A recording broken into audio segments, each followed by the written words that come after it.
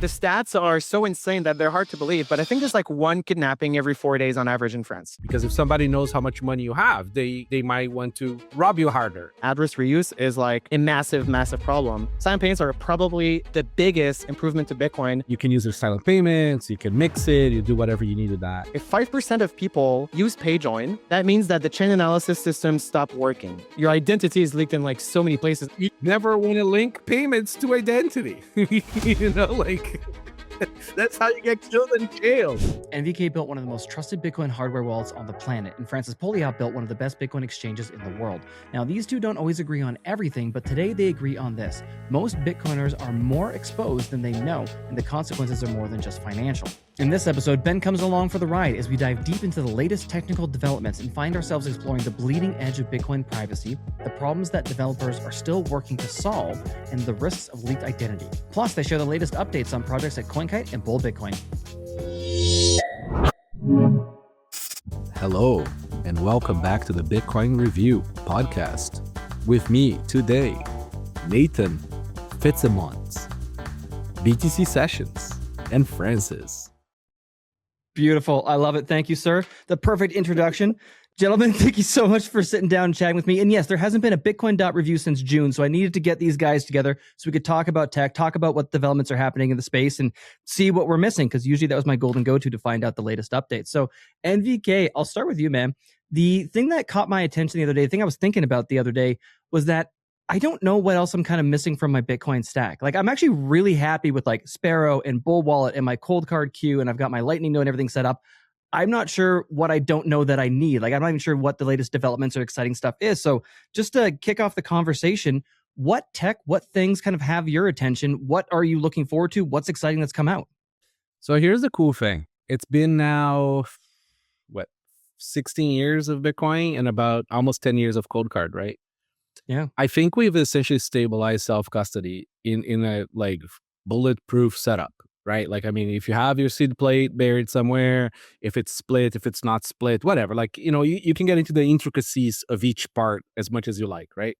But if you have metal, you're using Sparrow or Bull Bitcoin for the wallet, and you have a ColdCard, like, you're pretty set. I mean, like, Yeah. you know, especially for people who are just like huddling, right? Like, you know, it's kind of all you need. Now, I think like what people are missing is like the amount of developments that there are into how you can add nuance to your self-custody, right? So for example, you know, you can set up spending policies in your ColdCard. You know, you can do the push TX to get your transactions out, right? You can use silent payments with Bull Wallet, right? Like, there's all these other nuances that's worth learning.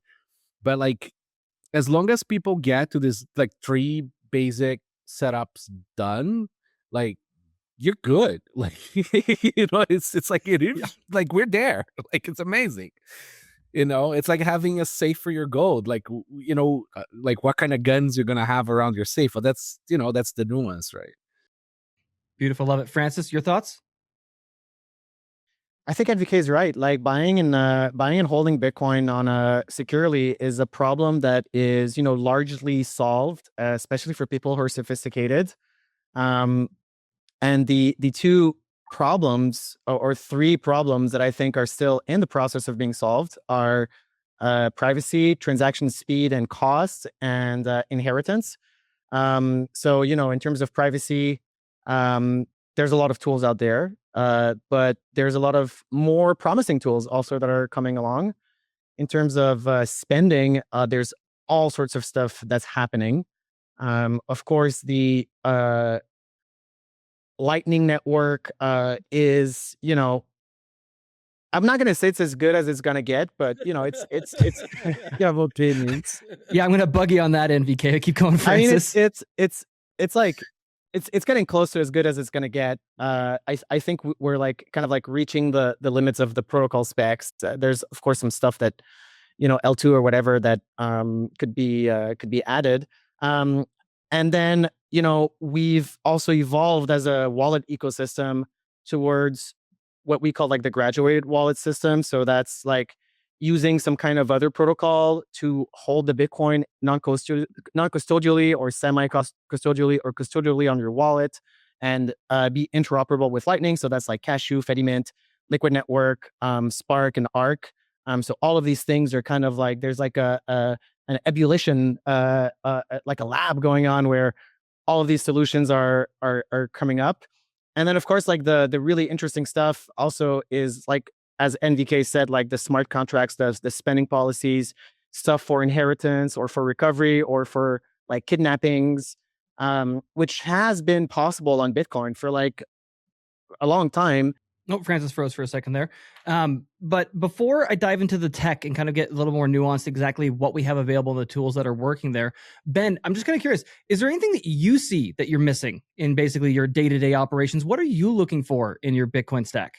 Yeah, I mean, Francis was outlining a ton of the stuff that I would echo, right? Like there's all these great things that have come out and that have been available for a little bit, or at least are now becoming accessible to a new person to begin to play with. I think the key point here is in and around UI, UX, and aggregating them into a simple package. So, where Francis is talking about aggregated wallets, where you have all of these different kind of systems working in the background and kind of obfuscated. So it just works for the end user. And, he touched on hot wallets, cold wallets, multi-sig, privacy, being able to do inheritance, all this kind of stuff. It's how many different tools and how many different interfaces, and like putting it all together as an individual user right now. Unless you're somebody like me that's dicking around with this stuff all the time, it can be very confusing to try and navigate it, but we're starting to see it kind of aggregate in neat little packages. And it's not there yet, but I can see where it's going, and I know the pieces are there, and now it's just simplifying and aggregating it together. And that's what I want to see. I want I want what Bull Wallet's doing, where it's like, oh, my hot wallet is easy, my cold wallet is easy. And I can start to manage things in a singular fashion where I don't need to hop around, and I can just kind of use my wallet with BTC Pay server, and it all just works. So that's what I'm looking for. That's what I'm beginning to see, and that's where I'm pretty excited. That's awesome. No, on that point quickly, NVK, I just want to say that like with regards to having everything kind of all in one spot and simplifying it, those are my favorite things about what Francis did with the Bull wallet. Because rather than having to have my Liquid Lightning and my ColdCard on mobile in a different spot, I got it all aggregated in one area, which just makes life easier. NVK? Yeah, so like that's like ultimately like always a trade-off, right? Like the challenge is this: like, can we as Coinkite create a fully integrated app, desktop app that integrates the hardware wallet, right? And make the experience be something that the grandmother that doesn't exist can use, right? Like, sure, we can, but like, what are we giving up doing that, right? Like, essentially, like now the user is fully trusting us, right? Because we can do all kinds of like shenanigans if the hardware wallet is the same vendor as the app wallet, for example, right? Like it's full trust. Sure, the hardware wallet is signing something you can check on the screen, but like the amount of trust you're doing that is insane, right? And then there is all the stuff that the problem is that the apps, like they're selling a lot of telemetry back to the wallet, back to the companies, right? So Pubco creates a very easy to use phone wallet, maybe they are not recording the xpub or recording the addresses, but like their marketing team probably is. They don't even know their marketing team is sending all that information back to them, right? So there is like all this sort of like issues or the information gets leaked, right? So that's why it's so important that for the very few people who are lucky enough that we will have full UTXOs, which we have to be honest about that. Like, it's not going to be everybody. The amount of people in the world that can have full UTXOs, it's small, right? And it will always be small. There's only 21 million, and 2% of the world, like a basis point of the world's population is going to have 99% of all the BTC, right? That's just how wealth distribution works, right? So when you start actually counting the UTXOs, it's surprisingly small amount. So the people who are lucky enough to have it, like, they should take the responsibility, like go on BTC sessions, learn how to do this stuff right? Like there is no alternative to learning it, because if you are fully outsourcing that responsibility to like a single vendor, right? You are the single vendor's mercy, right? Like they're benevolent. So I think it's very important to continue like, like pushing for like separate vendors doing different parts of the transaction sort of process, right? The custody process. I think it's like everybody wins, everybody keeps each other's honest. And we can't fall for the FUD of the single vendor solutions will say, oh no, like seeds are bad. Like seeds are not bad. I mean, like you can keep 12 words safe. Like it's not that hard, right? Like people keep a bar gold safe at home, right? They can keep 12 words safe. Does it require some responsibility? Absolutely, right? But if you don't have that seed, now you're at the mercy of that vendor, right? Like, you can't recover.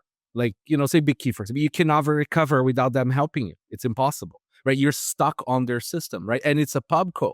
So, today is a benevolent like CEO, tomorrow may not be, right? Like we don't know, and then you're stuck with their shit. So I think it's still early enough that we can steer people to have like what I call open standard self-custody, right? Vendor independent, because like you don't like ColdCard, like fine, like move your seeds to a different hardware wallet, go to it's your sort of like right, let's put it this way, right? And I think we really need to push for that kind of like open standard kind of setup. No, agreed. I think that's the way to go. You mentioned at the very beginning, Francis, are we getting silent payment support there on the Bull wallet there as well too? And the NVK, if I'm not mistaken, silent payments would be supported by the Edge firmware on ColdCard? Yeah, we're working on that. I can't remember right now the state of it. We want to, if I remember right, the issue is the ECDH part of it that we don't support. We would need to add that signature part that's not a standard Bitcoin signature, right? Yeah. So we need to do that extra calculation for you, right? Unless if you're just passing as a standard transaction to sign because you already know, that's fine. But anyways, so we're figuring out if we can do that, support that. But honestly, like I think for silent payments, like phone custody, so for your spending money, it's way more suited for that, right? So like you have a few $1,000 on your phone, that's your sort of like checking account, let's put it this way. Like then like who cares? Like the CD is on the phone, you're perfectly fine, it's backed up on your cloud or split or whatever, right? Like it's not the end of the world if you lose it. And you can use their silent payments, you can mix it, you do whatever you need with that. Beautiful. Yeah, Francis, for anyone that might not be familiar too, can you give us a little bit of rundown? Because I know we already have asynchronous pay join on the Bull wallet, which to me, I think it's BIP77, feels way underutilized. But for people that are looking for privacy, because I'm getting those questions all the time, what's coming with silent payments? What are silent payments? And can you touch on asynchronous pay join as well? Yeah, so silent payments is a really interesting and sophisticated piece of technology. So one of the problems in Bitcoin, the best way to de-anonymize yourself is address reuse. And address reuse would be something like, I have a donation address on my website, and it's just like a static Bitcoin address. And of course, if anybody copies that address and puts it on like a mempool explorer, or more nefariously, like a chain analysis system, you'll be able to see the total amounts received and sent from that address. People do reuse address for a bunch of things. Like a lot of people have like a single withdrawal address on their exchange. A lot of the exchanges actually force you to kind of like have a whitelisted Bitcoin address for withdrawals.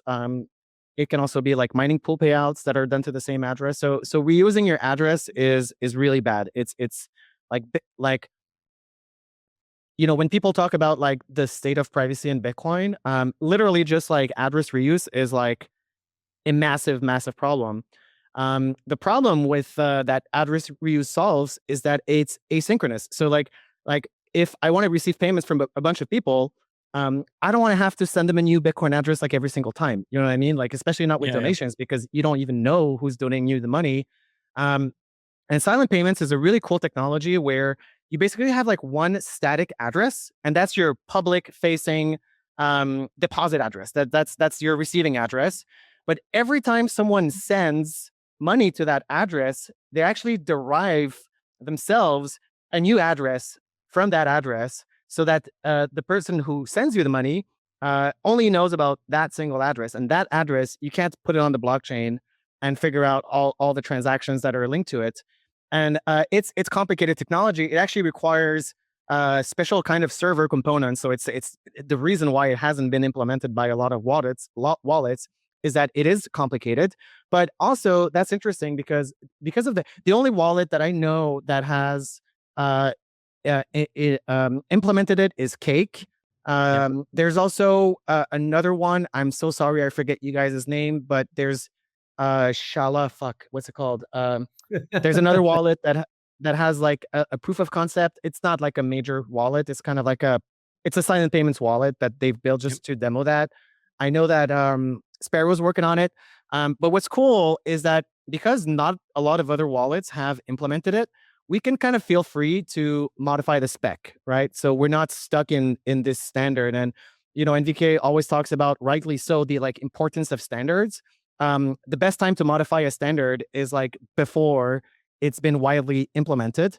So we actually hired a guy at Bull Bitcoin like 6 months ago to do an R&D project, basically like figure out the best way to get silent payments, receive and send in the Bull wallet. Sending from silent payments is actually really easy. It's kind of like PayJoin back in the day where every wallet could send with PayJoin, but receiving was really hard. Same thing with silent payments support. Like when you see a wallet that's like, oh, we support silent payments, most of the time, unless it's Cake, it's like they can send to a silent payments address, but you can't receive to a silent payments address. So it's like not super useful.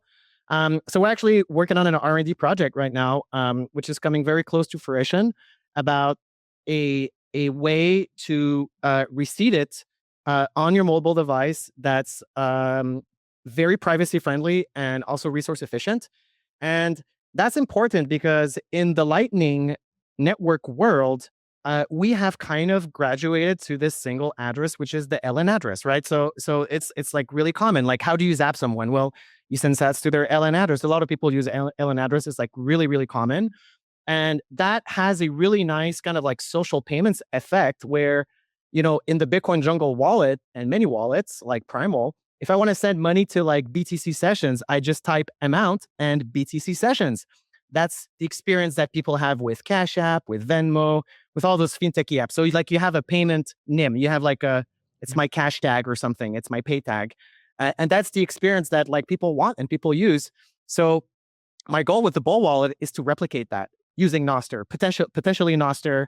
I don't want to sprinkle Nostr on something just because it's Nostr. Nostr does actually kind of like make sense for that use case where if I want to pay BTC sessions, I'm going to send the money to @BTC sessions. And what that's actually going to do in the back end, it's going to look up BTC sessions' profile, fetch that silent payments code, and derive an address and send it. And that was actually, invented by the Samurai guys. It's like the Samurai guys had like the Paynim concept, which is not the same spec, and it's I would call it like inferior spec because it requires different stuff. an on-chain Bitcoin transaction to do a notification. So it's like, it's not that it's spammy, but it's like, it's going to be expensive. Like you have to always plan, like any solution you develop, you have to plan it for like 100 sats per VByte. Otherwise it's kind of LARP, well, what the Payname guys and what Samurai did that was really cool was this Payname server where you could like pay a Payname instead of paying a complicated code. But that also highlighted a problem with these services is that, of course, when Samurai's servers were seized by the feds, the Payname service went offline because it was a centralized server. So that's kind of like where Nostr might be a really interesting alternative to that, because instead of having a centralized registry of Paynames, which was Samurai's server, you have a distributed registry of Paynames. So that's kind of like the thing that I want to work on, and generally the theme has always been like, try to replicate the like fintechy, everything's automated kind of like in the back end, and it's like fun and easy to use, and the user doesn't really see the complicated mechanics that are going, and they are complicated, that are going on in the background. So Payname is probably Payname. Silent payments are probably the biggest improvement to Bitcoin, because the biggest problem to Bitcoin is address reuse, right? On its own, it doesn't solve like on-chain traceability. It solves the foot guns that people are doing, which is reusing the same address every time. And it's like really bad. Like even like the Pirate Bay donation address is public, and like And even the like alternative to that sucks too, which is giving your xpub to a server to derive new addresses. And that's of course, and that's obviously the other alternative, which is like some exchanges and some mining pools. They'll say, hey, just give me your xpub, and I'll just send you a new address to a new address every time. And which both like 12 sounds is unusable too, which it's like even like also like a nightmare. and then and of course there's like all sorts of different xpub standards. Do I give my master xpub? Do I give my zpub? Do I give my descriptor? Like, do I have to give like derivation information here? And then I mean, there's also risk of like I need to like verify the addresses to make sure it doesn't send to like another address type that I have here. So it's like it's complicated. The UX is not great, and of course that helps with on-chain traceability from a third-party attacker, but it exposes your entire stash to whoever has your xpub. So like, of course, on Bowl, we don't offer that. Like, even though it's a feature that's requested a lot, it's like for DCA, for example, like, hey, it would be great if I gave you my xpub. But like, yeah, but then I have your xpub, and not only that, I also have your KYC data. That's like twice as bad. I can see your entire, stash. Essentially, I definitely do not want to see that information at all. Do you know if it's possible to do silent payments to Wasabi? That is a really good question. I know Wasabi has silent payment send support. I don't know if they have receive support. That would be pretty fucking amazing. That would be amazing. Incredible. And but like the technical challenges are like definitely the silent payment space. There's like a sub niche of like silent payments people. And there's a wide variety of techniques and strategies to implement silent payments. And I think the ecosystem is like getting there, where we have like a single standard. Basically, you need to scan the blockchain, and you need to look for something other than just addresses. You need to do something that's called tweaking, and that requires a server component. And like, so it's not trivial. But I expect Sparrow and Wasabi to release something sooner than later. Electrum is obviously kind of a candidate. I'm assuming the Electrum guys have thought about it. I haven't checked, but I'm kind of like assuming. And then there's Cake, and then there's Bowl. And whether these wallets are interoperable, it's still to be determined. It's not silos. Like there's group chats and there's stuff going on. There's the devs tend to talk to each other in like private signal. There's no like silent payments organization, unlike PayJoin. There is a PayJoin org. We at the OpenSats fund them. Right. So what PayJoin did really, really well, is they treated PayJoin like an app, like a product, right? So they have a foundation, they have a leader, Dan Gould, and Dan treats PayJoin like a company almost. He has like development sprints, he has goals, he has KPIs and metrics, he coordinates the implementation with all the other wallets. So like if Cake and Bowl are not talking to each other, like Dan is making sure that we're talking to him and that we're talking to each other to be compatible. So it's a much more like, I don't want to say corporate, but I want to say like it's a much more like it's a like good way to keep this. It's a good way to keep the standard like 100%. Controlled. So you can have us back. Yeah, and of course, like Cake and Bowl are still incompatible because we're still using different versions of PayJoin, and both of our wallets need to upgrade to the new standards that the PayJoin Foundation has been working on. So PayJoin's like really great. PayJoin actually, I don't want to overstate the privacy benefits of PayJoin, because I don't want people to think like if I'm using PayJoin, it's like if I'm coin joining. Well, you are technically coin joining, but you're not like Wasabi coin joining. We're just making transactions more private. You're making transactions like more private. What's really interesting about PayJoin is that the network, if we start to PayJoin a lot, what happens actually is that from a network perspective, chain analysis becomes unreliable. That's a really important thing about PayJoin. So like if 5% is kind of like the number that we've been talking about, if 5% of people use PayJoin, that means that the chain analysis systems stop working, because chain analysis works what we call using heuristics. Heuristics are like assumptions about things that we know are true in the Bitcoin network. And what we know is true is that if you see a transaction that has a bunch of inputs and a bunch of outputs, the inputs belong to the same person. And that's like a heuristic that the chain analysis use to construct their analysis. And if that is no longer true, then the entirety of the analysis based on that is mistaken and it's false. And there are implications for that legally. Because if we can demonstrate that the heuristics are wrong, then the analysis, which may lead to a false conviction or a false warrant, is actually based on incorrect information. So pay join is one thing, silent payments is one thing, a bunch of little niche other stuff. On the network level, there's the problem of network level privacy is being worked on with a bunch of projects. Like the BDK people are working on something I believe is called Kyoto, and that's a client-side filtering way to curate the blockchain, which kind of like Wasabi kind of like pioneered with like BIP 157. There's something called Floresce, which is kind of like a light client on your node. So instead of collecting to an external Electrum server, you're running this like very tiny, lightweight, system on your phone. So there's a bunch of stuff being worked on in privacy. Also of course, funded there's by atomic OpenSats. swaps. What was that, NVK? Also funded by OpenSats. Also funded Yeah, by thanks, OpenSats. OpenSats. Like half of Much the stuff is appreciated. funded by OpenSats. Coinkite has been in the game for years, creating hands down the best and most secure hardware when it comes to securing your Bitcoin. The ColdCard Q is an absolute powerhouse and my daily driver, and it's ideal for newcomers and advanced users alike. The Tap Signer gives you a low-cost, user-friendly option for those just getting started or for convenience when traveling. You can head to coinkite.com and use code BTC Sessions for discounts, or simply scan the QR code on the screen to get started right away. One company I like pointing people to when they ask about Bitcoin mining is Abundant Mines. They were founded by Bo and Christine Turner after losing over $500,000 to broken promises in the mining industry.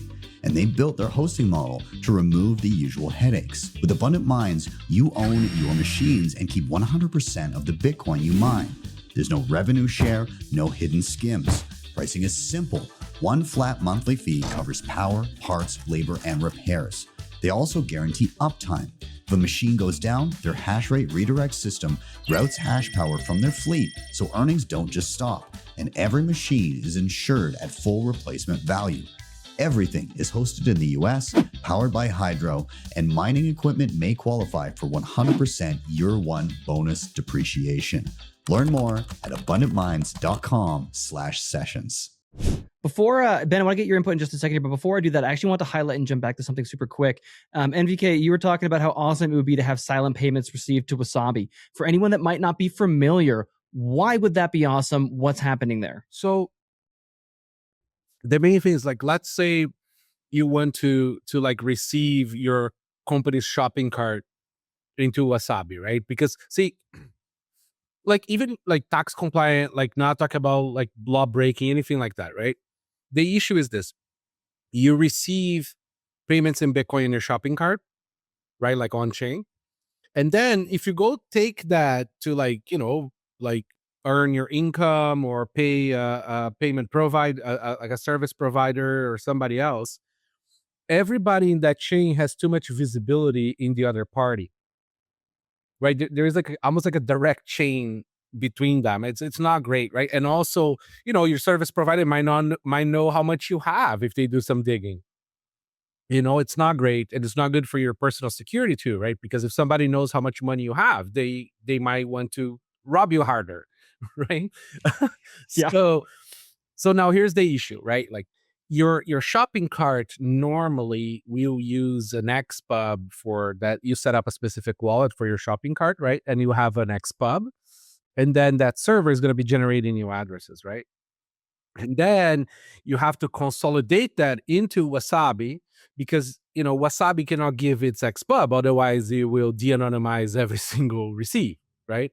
Yep. So it would be really cool if there was a dynamic way for a server to generate a new Wasabi address for you to receive in Wasabi, and that be your sort of like your operational account, right? To then send it into like, cold storage, treasury, into your, loan accounts, whatever you're going to use after that, right? Like a business normally has like, 5, 10 different wallets to have different purposes, right?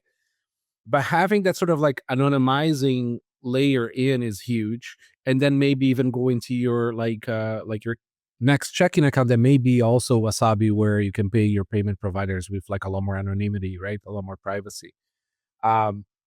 But yeah, like there is this gap where it's like, what's your alternative? Like maybe you generate like, like 100 addresses on Wasabi and you give it to service provider. Well, that's not great either, because they could de-anonymize you too, right? So just something that'll be very helpful. Yeah, and of course, it's kind of like what NVK said in the beginning, where for silent payments, like the way that it's probably going to be used is, I had a silent payments address on my phone, and I receive a bunch of payments, and then I'm going to send them to my ColdCard like once I've reached a certain amount. And because in Bitcoin, there's a fundamental trade-off between like cost and privacy, because if you have a bunch of small UTXOs and you don't touch them, and the fees go to like 100 sat per byte in the future, let's say I'm a merchant and I receive like $100 payments. I have 10 grand. And then I want to move that 10 grand to a ColdCard, but the fees are 100 sats per byte. I'm going to pay that fee for every one of the inputs. So I'm going to pay thousands of dollars to move my funds to ColdCard. So you want to aggregate your UTXOs periodically. But in the case of silent payments, it's like, all right, so I have a bunch of donors that are donating money to my silent payments address. They have no idea who the other donors are. Like, I'm fully private. But the moment that I consolidate them, they can see who the other donors are. And if you wanted to use Wasabi, and Wasabi doesn't use silent payments, then you would need to spend each of these UTXOs individually to a new Wasabi address, and then coin join to get the privacy, which is like, I mean, a kind of like hardcore Maxi would say like, yeah, no big deal. Like, you just do that. But yeah, it's like, dude, like, I run a business. I have better shit to do than managing UTXOs to that. Like 100%. Like, it's like you can't like, and also like the volume, right? If you're running a shopping cart, we're talking about thousands of transactions per day. Yeah, like, yeah, totally. The stuff, we need computers to do the work. Yeah. Yeah. And like off chain, that problem is pretty much already solved, right? Because like when you use Lightning, sure, your public node ID is revealed in the Bolt 11. But still, like, I can receive like 100 Lightning payments, and then I can swap that somewhere else and like peg out to the main chain, and that's not linked. Or, kind of like the Bolt's atomic swap strategy that kind of like a lot of the wallets are using with Lightning and Liquid. So like you receive a bunch of Lightning payments, they're converted to Liquid, and then you consolidate the Liquid payments. They're not linked to Lightning. Like, the people who paid on Lightning have no idea what that is, and then you convert that on chain. So if you're using the layer 2s, then that problem of aggregation it's largely mitigated. But if you're still using on-chain payments, that problem is still there. And despite what the Nostr crowd and like the Bitcoin crowd wants to believe, people are definitely using on-chain payments. Like, I mean, like, dude, on-chain, like, what is it? Between 30 and 60% of our revenue is on-chain Bitcoin payments. Yeah, of For course. the last It's 1 to 2 sats per years. VByte right now. More. Sorry, I mean, why Coinkite wouldn't you? 2011. Why wouldn't you use So, on-chain like, payments if you're not aware of the privacy implications? Like, and like, I don't know how much of our transaction volume, I would say something probably like not 85% probably now is on-chain, because Liquid has actually grown quite a bit. I think we're doing more Liquid than Lightning right now, because of the wallet integration. But it's still large. It's still like largely on-chain. So like on-chain privacy is definitely important, and like a combination of coin join plus silent payments combined, absolutely solves that at a cost. But it does actually solve that for the foreseeable future. That's awesome. I love this idea of like twofold. One, I never considered the fact like, oh crap, I got to re-aggregate before I go to Wasabi. Otherwise, I got to send over each individual one, which would be a huge pain in the ass. And that would be a major gain to have silent payments directly into Wasabi because basically you get to avoid doing the xpub kind of thing. And then the other one too, I love when I hear uses of Nostr beyond the social media aspect, because I think that really is where the power is going to shine. And the idea of like, I can just give you my Nostr ID and I've already got a silent payment set up there. I've got my like lightning address set up there. You're off to the races. That seems really, really I have powerful. a controversial take on the Nostr do it. stuff. Do it, and then we'll get Ben's take. Here comes the wet blanket. So the problem with Nostr is that like essentially like everything is public, okay? And the current private messaging on Nostr do not use whatever you do, okay? Because there's no forward privacy. And I think the biggest mistake that people made since the early sort of like adoption of Nostr, which is normal, is to have persistent identity. See, what we want is disposable identity with some method of like coordination and rendezvous so that you can give a new identity, right? Like think in terms of this, like one of the most new used features that there is Apple hide my email. Yeah. Right? Everybody taps hide my email. Like Apple literally made it default now when you try to create a new account on a new website, right? Hide my email. Why? Because see, you want to minimize your network graph to outsiders, right? So you don't want them to link that email with the other account that you have on a different website, right? Because when the hackers go, and that's how they start finding stuff. So what we really need on Nostr is disposable identity, right? With an easy way to generate those disposable identities so that you can have some reasonable sort of programmatical control over it, right? And then you use that to sort of seed how you receive payments from other people, right? So sure, you can use like, send it to NVK at whatever I have right now at primal.net, right? That's going to work because the Lightning wallet is there. That's fine. But you forgo a lot of privacy on that. That's why like I never really liked the login with Nostr too much, is because like those login with Nostr should have been like disposable IDs baked in by default, right? We'll get there. Could you do something NVK like a hierarchical deterministic wallet? Like could you use some sort of like BIP 85 for your like master key on Nostr? There is a NIP that never got adopted to do that.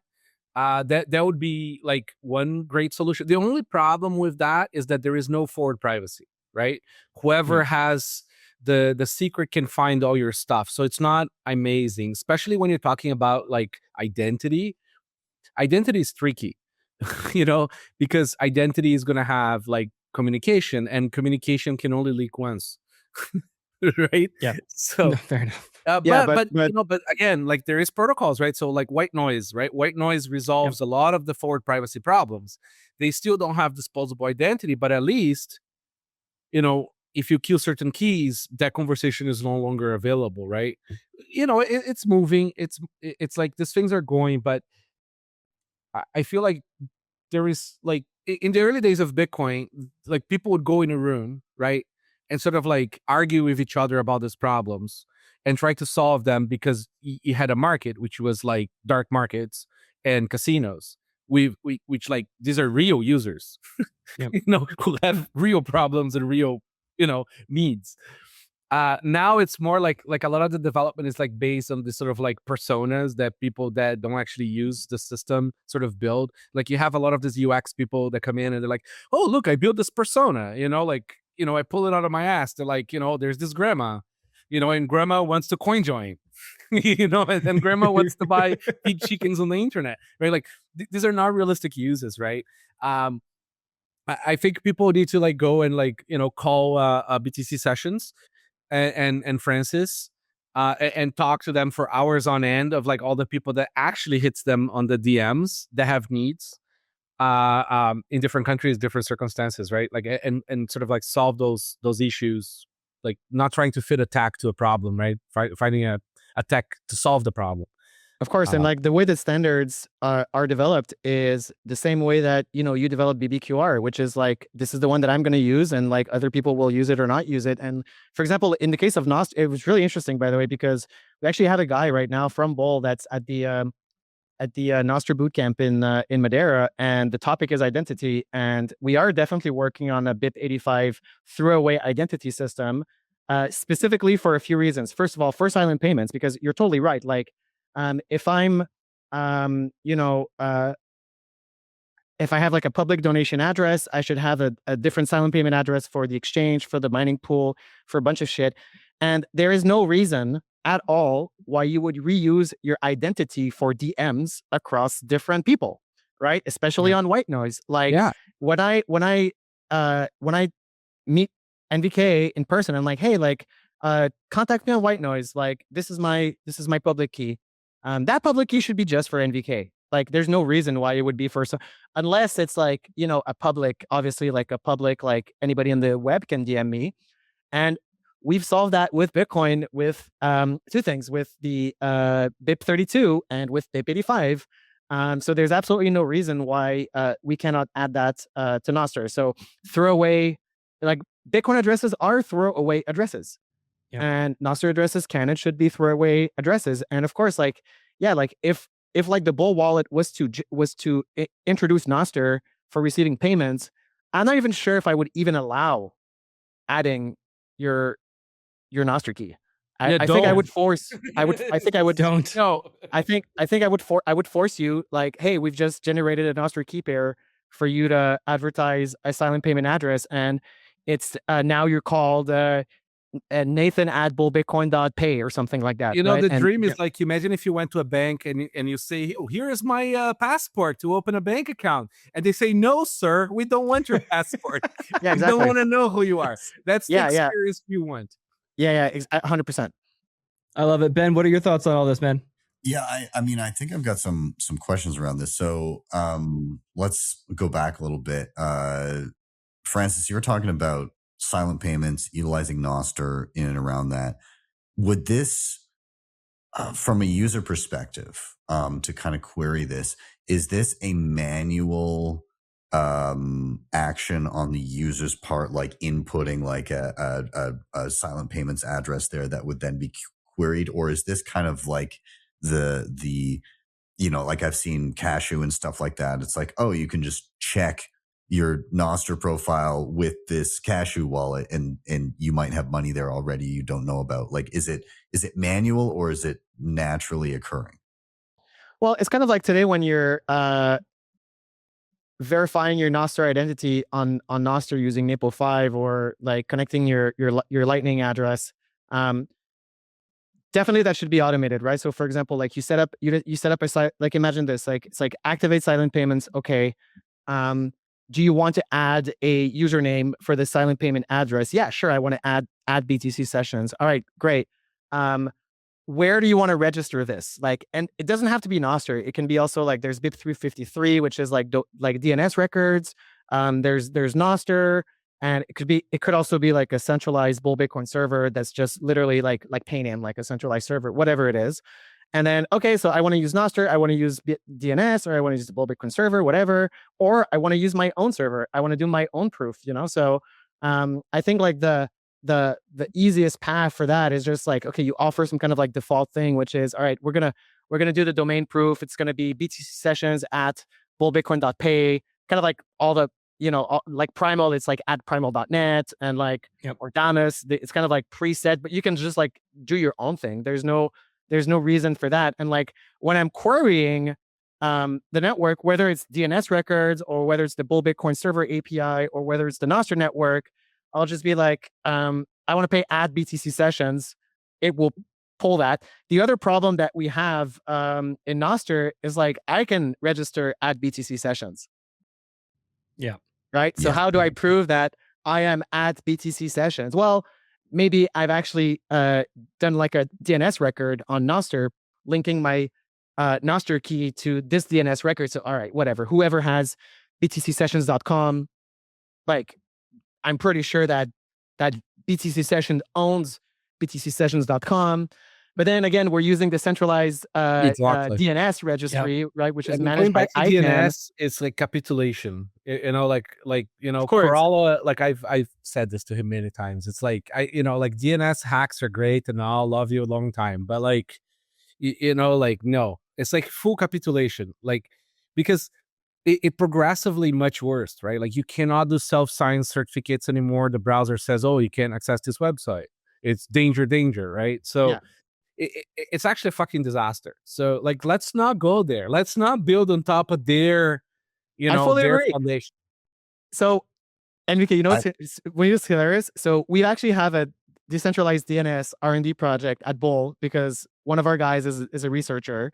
And what's really funny is that after doing a lot of research, what is the most decentralized DNS system that we have today? What do you think, NVK? Sorry, say that again. What is the most decentralized DNS system that we have in the world right now? Email? Namecoin. Namecoin. No, but so it's really ironic because I know, but the sad part is that, like, those projects, like, they were very early, right? Like, it was like, okay, just so people know, Ethereum started, okay, because Vitalik couldn't get his wobble gobble stuff merged into Namecoin, which was Colored Coins at the time. So Colored Coins was all about just like, using a UTXO, right, with this extra stuff, right? But then he needed the extra gobble gobble wobble, right, for the scamming, and Bitcoin is just like, no, right, we can't do that. So like, it is surprisingly how Colored Coins then became, RGB and Namecoin and all this stuff, like, it is usable. Namecoin really never happened because, like, the guys that were around, they squattered all the name brands. So like, it's like, we're like, okay, we were gonna use Coinkite. Oh, somebody bought it, and the guy wants, $1 gazillion. Well, okay, well, no, then it never took off. And like, I don't want to relitigate like the 2017 debate about like app coins and using blockchains for shit. By the way, there is an anti-squatting mechanism in Namecoin. You have to pay to keep the domain alive. But the premise of these blockchains is that like there is a cost to like buying the domain, and like the thing is Namecoin is worthless, right? So there's no actual cost to that. Like I can squat, I don't know how much a Namecoin is worth, but I don't know. Like I can squat all the Namecoin domains for like $1 million a year or something. So if I'm like a motivated state attacker that wants to squat all that shit, and of course like they're shitcoins, so you don't want to touch that. So there is like, now we're kind of like shifting to like identity and like decentralized identity. But it's still relevant to Bitcoin in a way where identity is linked to payments, right? With the silent payment stuff. Never want to link payments to identity. Like, I mean, you need to know who you're paying, right? It's like, and like, it's either I ask you for payment instructions or I find payment instructions on the internet. Yes. I mean, there's only two ways to go about this. And like, I never quite understood like the hard on that people have for like not having multiple identity. Like, what's the problem? It's like, it's not like a huge deal. Like, you have multiple emails. You give different emails to different people. Like, it's not exactly like, like this huge challenge to tell people where to send you the money, right? Like, it's nice to have like, a way in which you don't have to generate an address every time, but like, I can still have more targeted sort of like sub identities, right? That are used for different things. And ideally they're like less doxing, right? In nature. So, so for example, you don't go like, first name dot last name at gmail.com like everybody did, 20 years ago. No, I agree. Sessions, I want to know what other questions you got, but I just want to point out too. So Namecoin, in case you guys are looking to buy some domains here, is 95 cents. It's .bit. Okay, so I was just thinking through kind of this flow that we've been talking about, being able to, do things like silent payments and link it into Wasabi and all of that. And I'm thinking of my own, what I've got going on right now versus what I could have going on. And so there's kind of two different trajectories here. The thing that, Francis, you were talking about, aggregating on layer 2 so that you don't have a bunch of tiny UTXOs when you swap over to on-chain. And that's a huge thing that I love about using the Bull wallet, being able to show people good habits inherently just as they're stacking sats into like an instant payments wallet, and then saying, okay, it gets up to this point, swap it over to on chain, and maybe it's linked to your ColdCard in Bull wallet. And it just makes the flow nice and simple. But then there's also, that gives some inherent privacy there just in the swap function. But, what about linking in, some sort of my payment infrastructure? And so, what might that look like with the integration of perhaps down the road being able to swap into, I'm getting paid and I swap into a silent payments address that is linked to Wasabi that ends up at the end of the day on my ColdCard, which I can see in Bull. Like, are there ways to string that together to kind of maximize that privacy there? So that requires if Wasabi was able to implement silent payments receiving address, that would be the flow, right? So you would import your ColdCard into Wasabi as an external wallet. You would automate the coin join in a way that's triggered when the fees are low, for example. So like you would make sure that you're not coin joining when the fees are really high. Fees are actually a wave. So like at some point the fees will be like fully always high. But there are a wave. Right now they're like just always low. But over time it goes up and down. So you would program them. The OG Bitcoiners know it's Sunday evenings. Sunday evenings, like the fees are low. It's like pretty much a science at this point. And then you could string that along. So it's like these are things where it's like app developers need to implement shit, and then eventually the whole flow just magically comes together. I'll give you another example. For example, like we don't have Lightning address support inbound on the Bull wallet on Bolts. That's because there's a piece of infrastructure missing. There's a piece of infrastructure where you need to have a special kind of LN address server, which instead of generating a new Bolt 11, it calls a Bolt API and it gets that. I mean, that's actually not like if I had other shit to do, which like we're just really busy, but like that's something that is solvable. Like these are like app level infrastructure, and like that's where the shit corners get it wrong, and like the alt corners and the protocol people getting wrong. It's like, stop thinking about like, oh, we should add ring signatures to Bitcoin. I mean, that's just never going to happen. Like these things are not going to happen, but it doesn't mean that the privacy is not going to get better, because a bunch of companies can come together and be like, we can develop an app infrastructure, call it a meta protocol layer, like silent payments is a protocol that works on Bitcoin, and that in the day-to-day use of the Bitcoin protocol, like provides that level of obfuscation. So to answer your question directly, we're not far from that. Like, like for example, like let's say that I have nothing to do. Like I quit Bull Bitcoin and someone gives me like $200,000 or something, right? I have a little budget. It's nothing massive. Here, wink, open sats. I can like, I could like be like, all right, let's fucking hire a dev and let's add silent payments to Wasabi. It's not. Oh, it's not. By the that way, hard, I asked as we were on this show, I asked on Twitter if there was any work being done on Wasabi. Silent payments into Wasabi. There is a pull request. There you Nice. go. Right there you go. And then the things that have need. See, this is the thing, right? Like, the things that have demand will get resolved. Yeah. People just have to have patience. Yeah. The things that don't have demand don't get resolved, like Lightning. And before, and like there was like a state of privacy where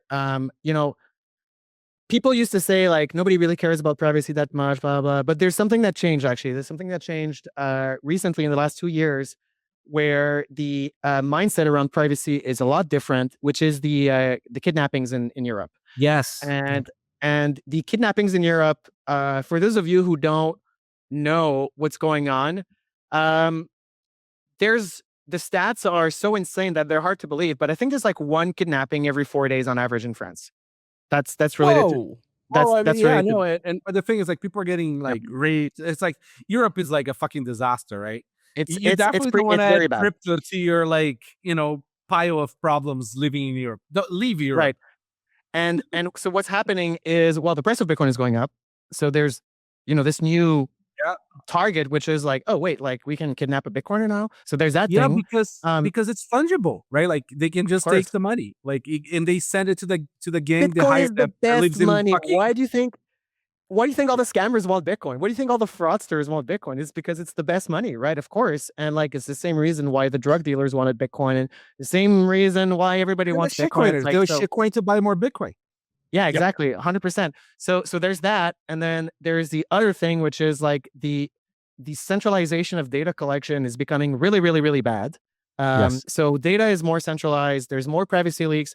Dude, like in the, your identity is leaked in like so many places now. It's like, I saw this meme on the internet where it's like, when you do your KYC, there's like, it's either upload your passport or scan privacy leaks for your we might already have your passport anyway, because like everybody's passport is refuse doing that. Just seek I know it's going to be more work, but find a different service provider that's willing to do the KYC differently.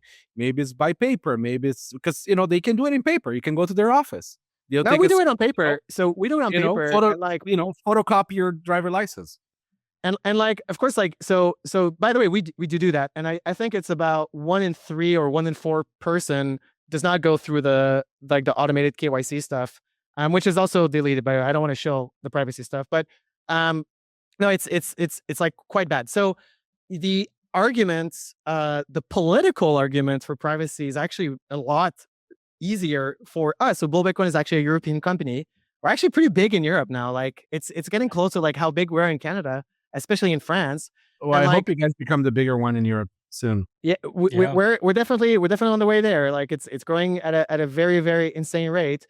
And then Europe is obviously very anti-privacy, which is super ironic given their privacy laws, GDPR, which is like the strictest privacy law in the world. But they also have, like a deep state. Europe has a mega deep state and a massive I would call them like evil reptilian bureaucracy. Really, it's even worse than the States. Their bureaucracy. That's being too kind. Way worse. Yeah, worse. They're really, really bad. So you have this like weird duality where it's like they're all for human rights, but also they're like for mass surveillance, and like the arguments for privacy are getting much easier to make for us, much easier, because back in the day it was like, well, either you're hiding your money because you're trying to evade taxes, or you're laundering money, or you're selling drugs. And then the argument of like, well, I don't want my wife to know about that. That's like a reasonable argument. Like, I don't want my wife to know about how much money I have. And like, I also don't want like the bicycle shop to know that I have a stack of 11 Bitcoins when I'm buying a $3,000 bicycle, But now it's like, well, what if the bicycle shop is actually friends with a guy in the Moroccan mafia? That's right. Yep. And they are, also don't buy bicycle. The North African mafia is huge, and they're after your Bitcoins. And like, these things are not like super sophisticated state level attacks. It's literally just that, right? It's like Lightning is really good for purchases with privacy. Yeah. Okay, I gotta interject quickly there. If you're a homeowner and you want more Bitcoin, Horizon just opened a whole new door. Most of your wealth is locked in your house, growing a few % per year, while Bitcoin has historically grown far faster. Horizon lets you convert a portion of your home's future value directly into Bitcoin without taking a loan. No monthly payments, no interest, no term limits. You stay in your home and you fully control and custody your Bitcoin. There's no forced liquidation, no margin calls, and no income requirement. You unlock tax-free cash today, and Horizon simply receives an agreed-upon share of your home's future appreciation when you sell or refinance. Hundreds of homeowners are already doing this in over 21 states. So go to joinhorizon.com and see your Bitcoin potential in about 90 seconds. Turn your home into a personal Bitcoin treasury with Horizon. If you're the kind of Bitcoiner who doesn't trust convenience, cloud backups, or leaving anything to chance, Dirty Man Safe was built for you. This underground physical storage is for the most paranoid self-custody setups, designed to protect and hide seed phrases, hardware, critical documents, and more. Rugged, weather-resistant, and built to disappear, Dirty Man Safe as a last-line fail-safe to your Bitcoin security model. Head to dirtymansafe.com and use code BTC Sessions for 10% off. I got to interject quickly there. Lightning is really great for purchases with privacy. And speaking of companies coming together and working together, Francis, can you help NVK set up Lightning on Coinkite? Because that still drives me insane that I can't use it. Yeah. So here's the problem. Lightning doesn't work. Okay, merchant side. All right. If I essentially if I start a Lightning company, I can do Lightning, but I want to be a hardware manufacturer. I don't want to be a Lightning company. This is the main problem right now. We've tried using every single Lightning service provider that there is.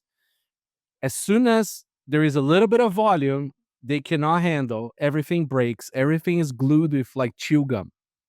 It is seriously. It is like, it is fantastic if you're like a consultant. You're accepting a bit of Bitcoin in your BTC Pay server. Sure, that's great.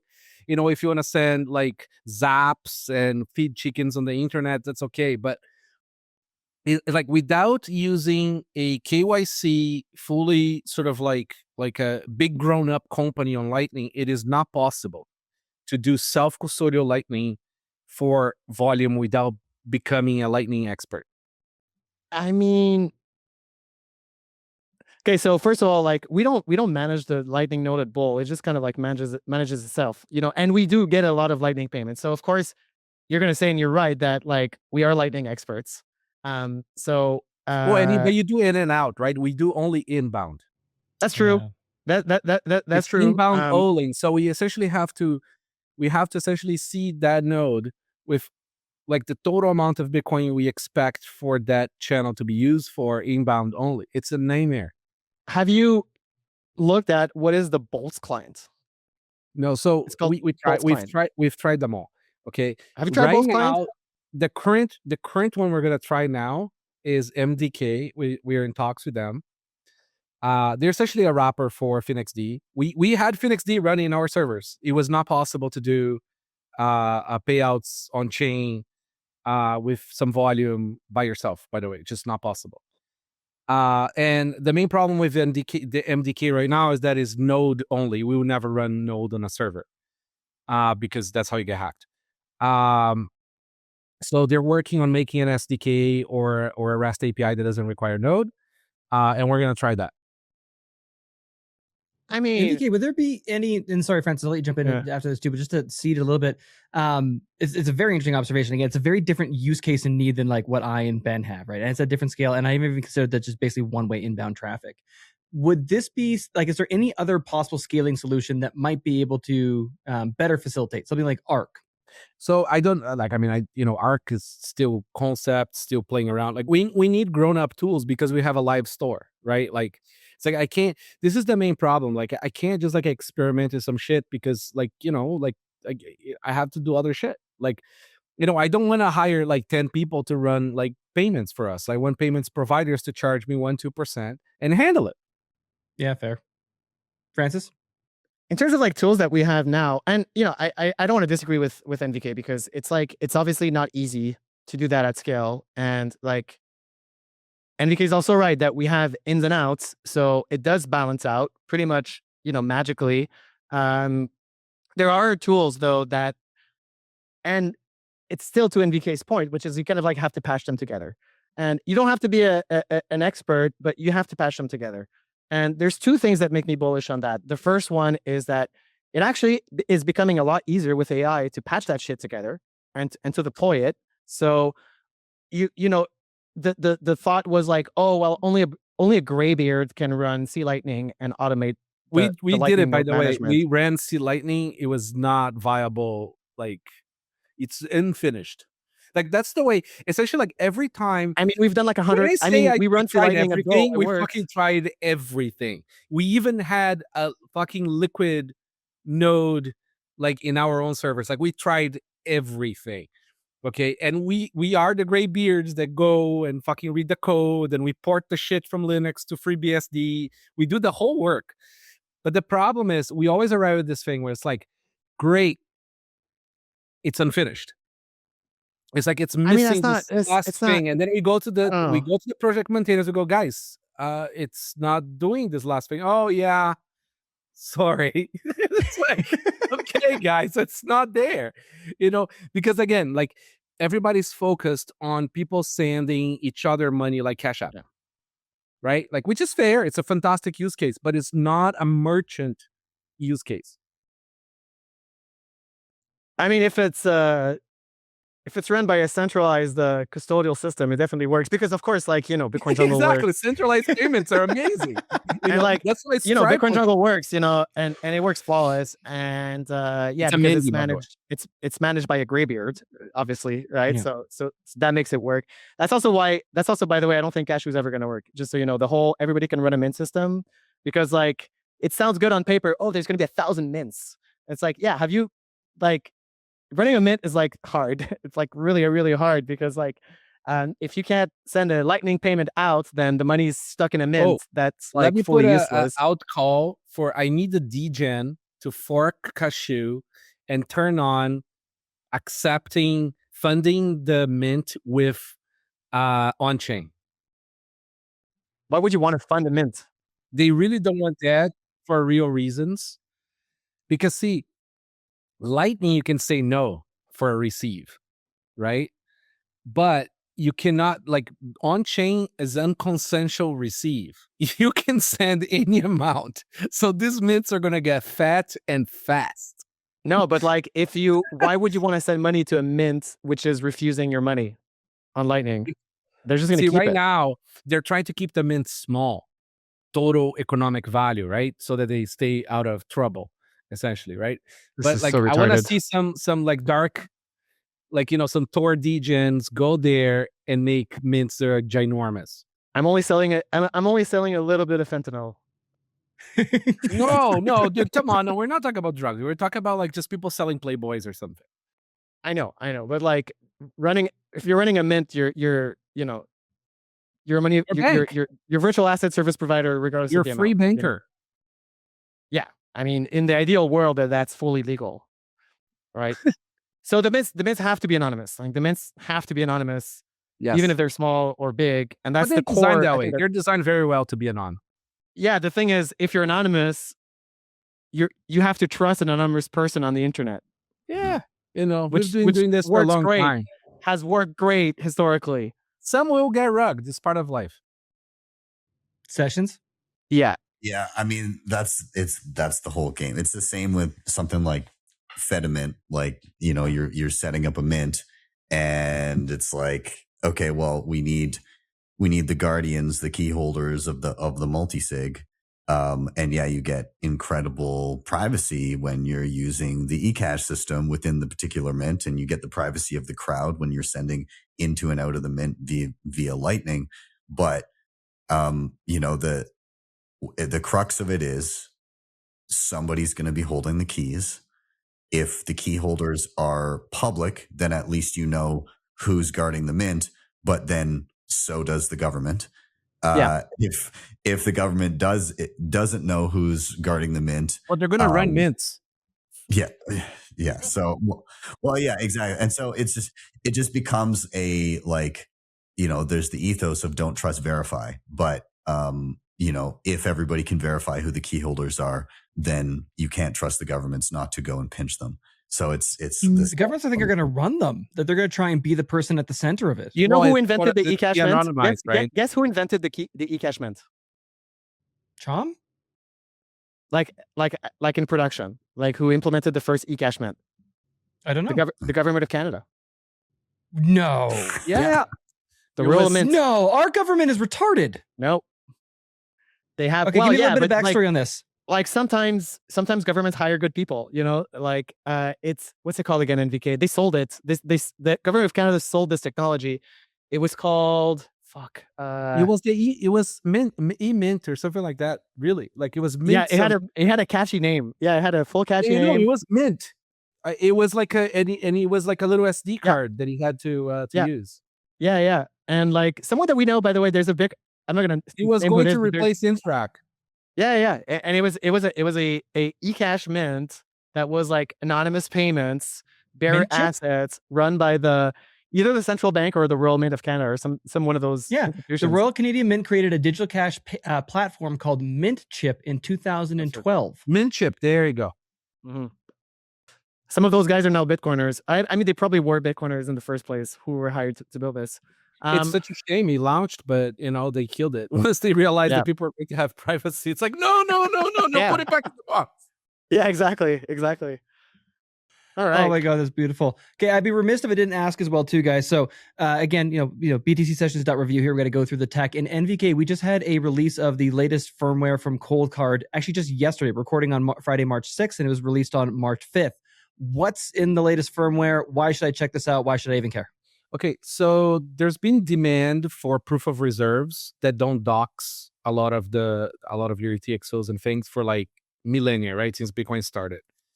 And then as products started to sort of like become more interesting, that you have to sort of essentially show proof of reserves for your bank or whatever. There is banks, I think in Europe, that you can actually get now. Oh, actually, no, it's JP Morgan in America. If you're a big client there, you can actually get a mortgage if you can do proof of funds of Bitcoin. Really? Yeah. So, I mean, this is not available for everybody on the street, right?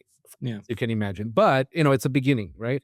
So being able to prove coins without doxing things is a huge deal, right? And there was a SPAC put out in 2018, BIP322, proof of reserves, that sort of like, it was sort of like abandoned there, kind of like how PSBT was sitting there since 2014. And we're like, okay, this is fantastic. And we finally got around to do it. So now you can. Mempool.space is launching it, a support for it too. There's more wallets coming. And what's really cool is that like all you have to do is, if the wallet has UTXO control, you can use that. But it essentially creates a kind of like a PSBT or non-PSBT flow where it shows you a QR. You sign that QR on the ColdCard, and bam, like you have a proof of reserves that is fairly private, and you just scan that back to the person that's asking you for that proof of reserves. That's pretty cool. The flow is like ridiculously simple, which is really cool. And like one of the really awesome things about BIP322, and by the way, I have a really funny story about that. I actually had to do a proof of reserve last week, and the way that it was kind of done is so retarded. And I was telling the notary, I'm like, do you want to hire me to like fix that? Like I can fix that whole flow for you, for a small fee. But basically it was kind of like, hey, like you have to send it to an address, and then I'm on the phone with him and he's like, send this exact amount to this other address, and we're going to look it up, taking screenshots on mempool. And I'm like, dude, this is so retarded. Like anybody could be, like I could have my other friend on the phone sending funds to that address. Yep. And like the way that it used to work is you would go into Electrum and you would sign a message from an address saying, I own this address. And what BIP322 does that's new, or that's better, is you're actually constructing a fake transaction with a UTXO. So you don't just prove that you own the address, you prove that you own the UTXO, because I could be signing an address that used to belong to someone else in the past or something like that. And like you can actually combine BIP322 with two things. You can actually include in your message, you can include a block hash. That's really interesting. That's something that I've been working on, one of my vibe coded projects, which is like, if I include a block hash in a signature, I can, but you don't really have to do that because you have the blockchain. But like at least I had the private key to that UTXO at that time, and you can also timestamp that on open timestamp, because like when you're doing a proof of reserve, there's no transaction actually broadcast on the blockchain, so you can see that the UTXO like existed at that time. It hasn't moved, but it's like really, really interesting technology, and it has like good and bad applications. Like the bad application is that allows governments to enforce like travel rule a little bit better. I hope they don't figure that one out. But definitely like for proof of reserve, cut it out of the show. Remove. Oh, give them ideas.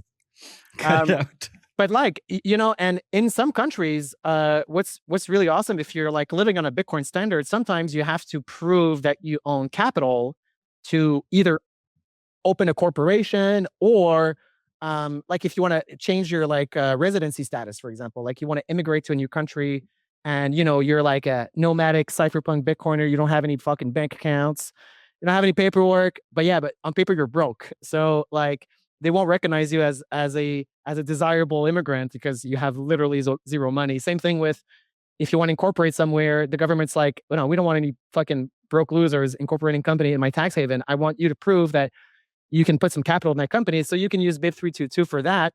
And like that's obviously something that we're working on. That's a key component for a lot of ARC is using BIP 322, and also the ordinals people and like the ruins people I think are using BIP 322.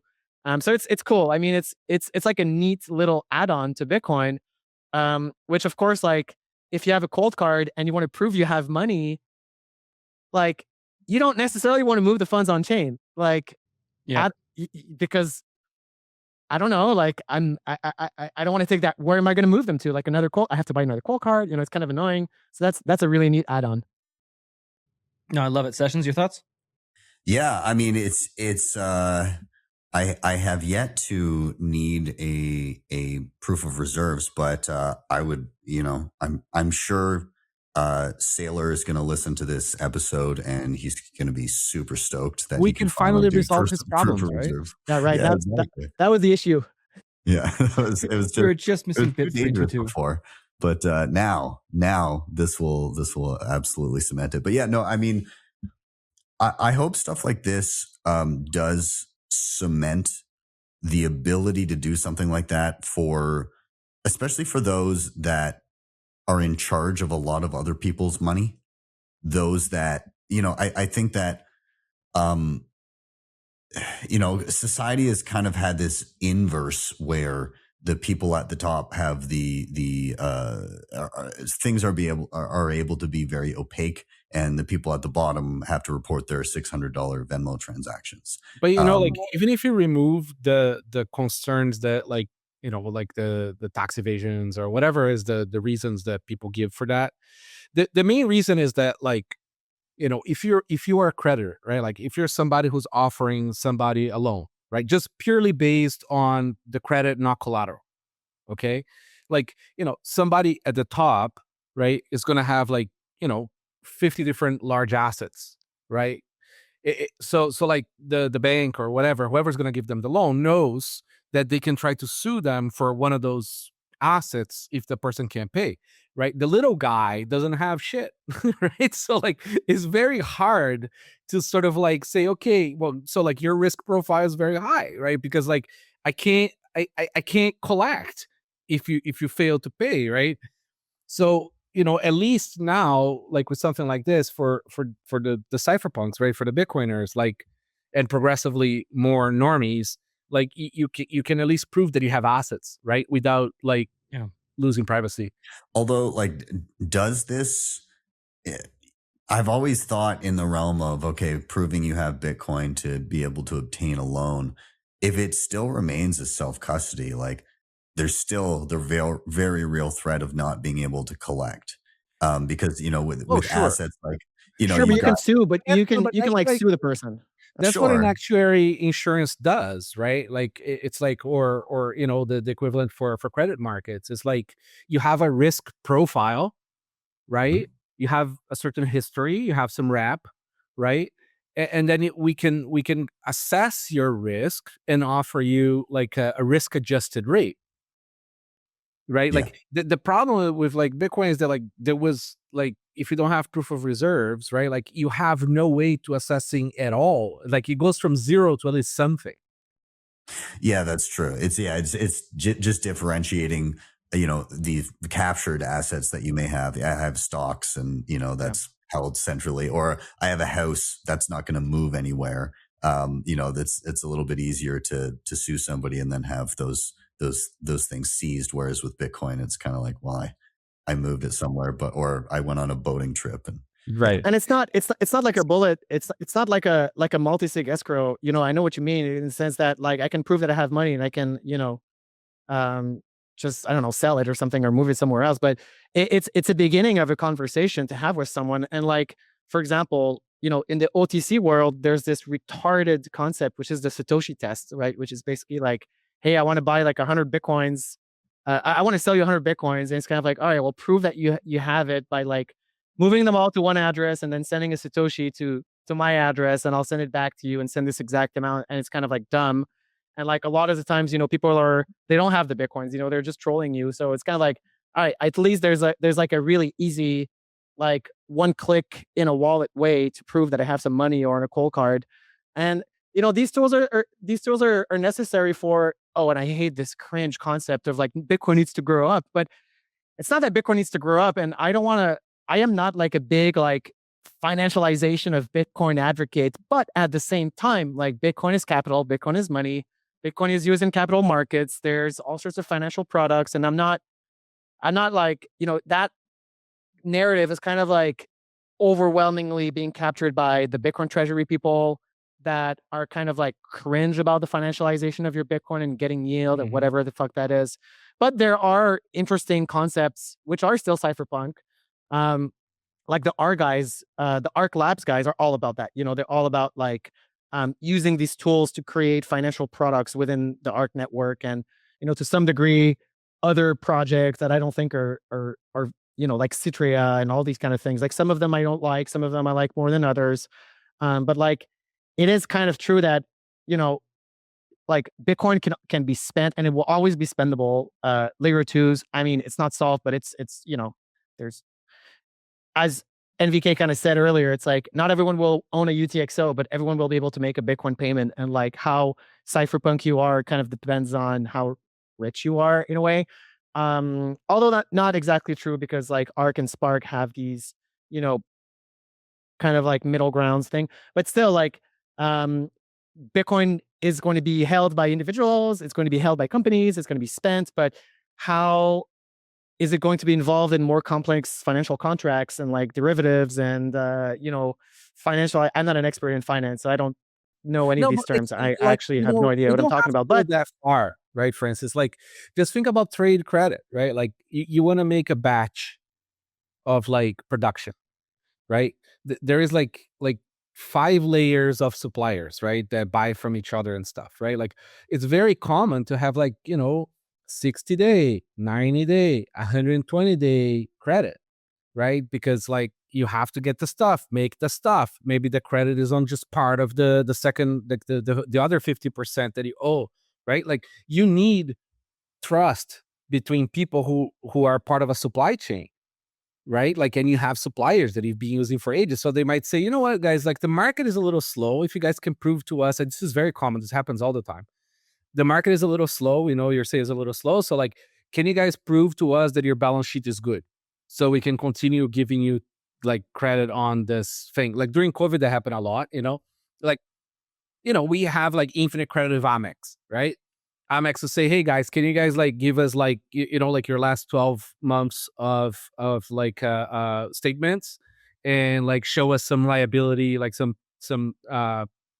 balance sheet sort of number, so we know your business is healthy, so we can continue giving you the credit, because the world is a little weird right now, right? Like, you may choose to not do it and handle that way, or you can say, like, I kind of understand, it sucks, but I get it, because you guys are having a lot of defaults, right? So like, okay, you know what, I'll work with you guys, right?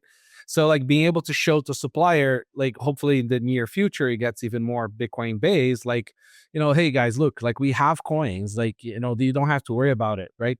Or for example, you do a Bitcoin back loan, like you don't have the funds available to send to top up a margin or something, right? Like maybe they charge a higher interest for that period, but they're able to like allow you to not get liquidated because you can prove that you have some funds, right? Like I think like you cannot do trade without trust, right? Like it's great to have a trustless money involved in that, but like you still need to figure out like all these other sort of like lubrications of the system, right? All these extra little tools to get things going, because the alternative is like fucking use like your shit fucking bank account with like the big bank that's owned by the government.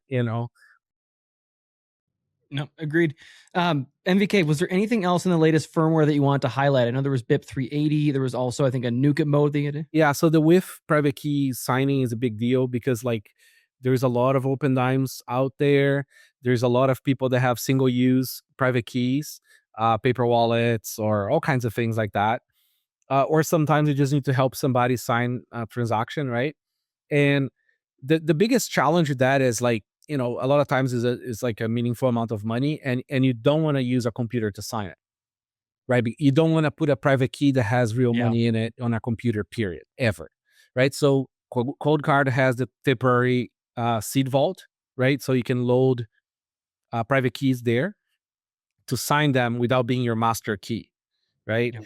And what we did is we added support for this like very common old standard called WIF, right? So you can load those private keys into a ColdCard to then sign it securely into like when you sweep it into a new key. It's kind of like a big deal it's like one of those, like, if you know, you know.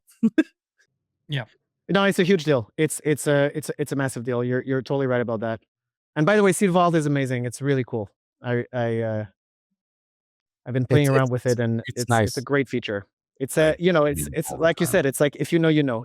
If you use Bitcoin a lot and you have multiple seeds and you have multiple setups and stuff like that, it's just like it definitely makes life a lot easier if you're managing a bunch of seeds. I find this super funny, right? Like, because there is like all this new sort of like entrance in the Bitcoin space as vendors, right? Like they immediately go after the grandmother's sort of like use case, which don't actually use Bitcoin.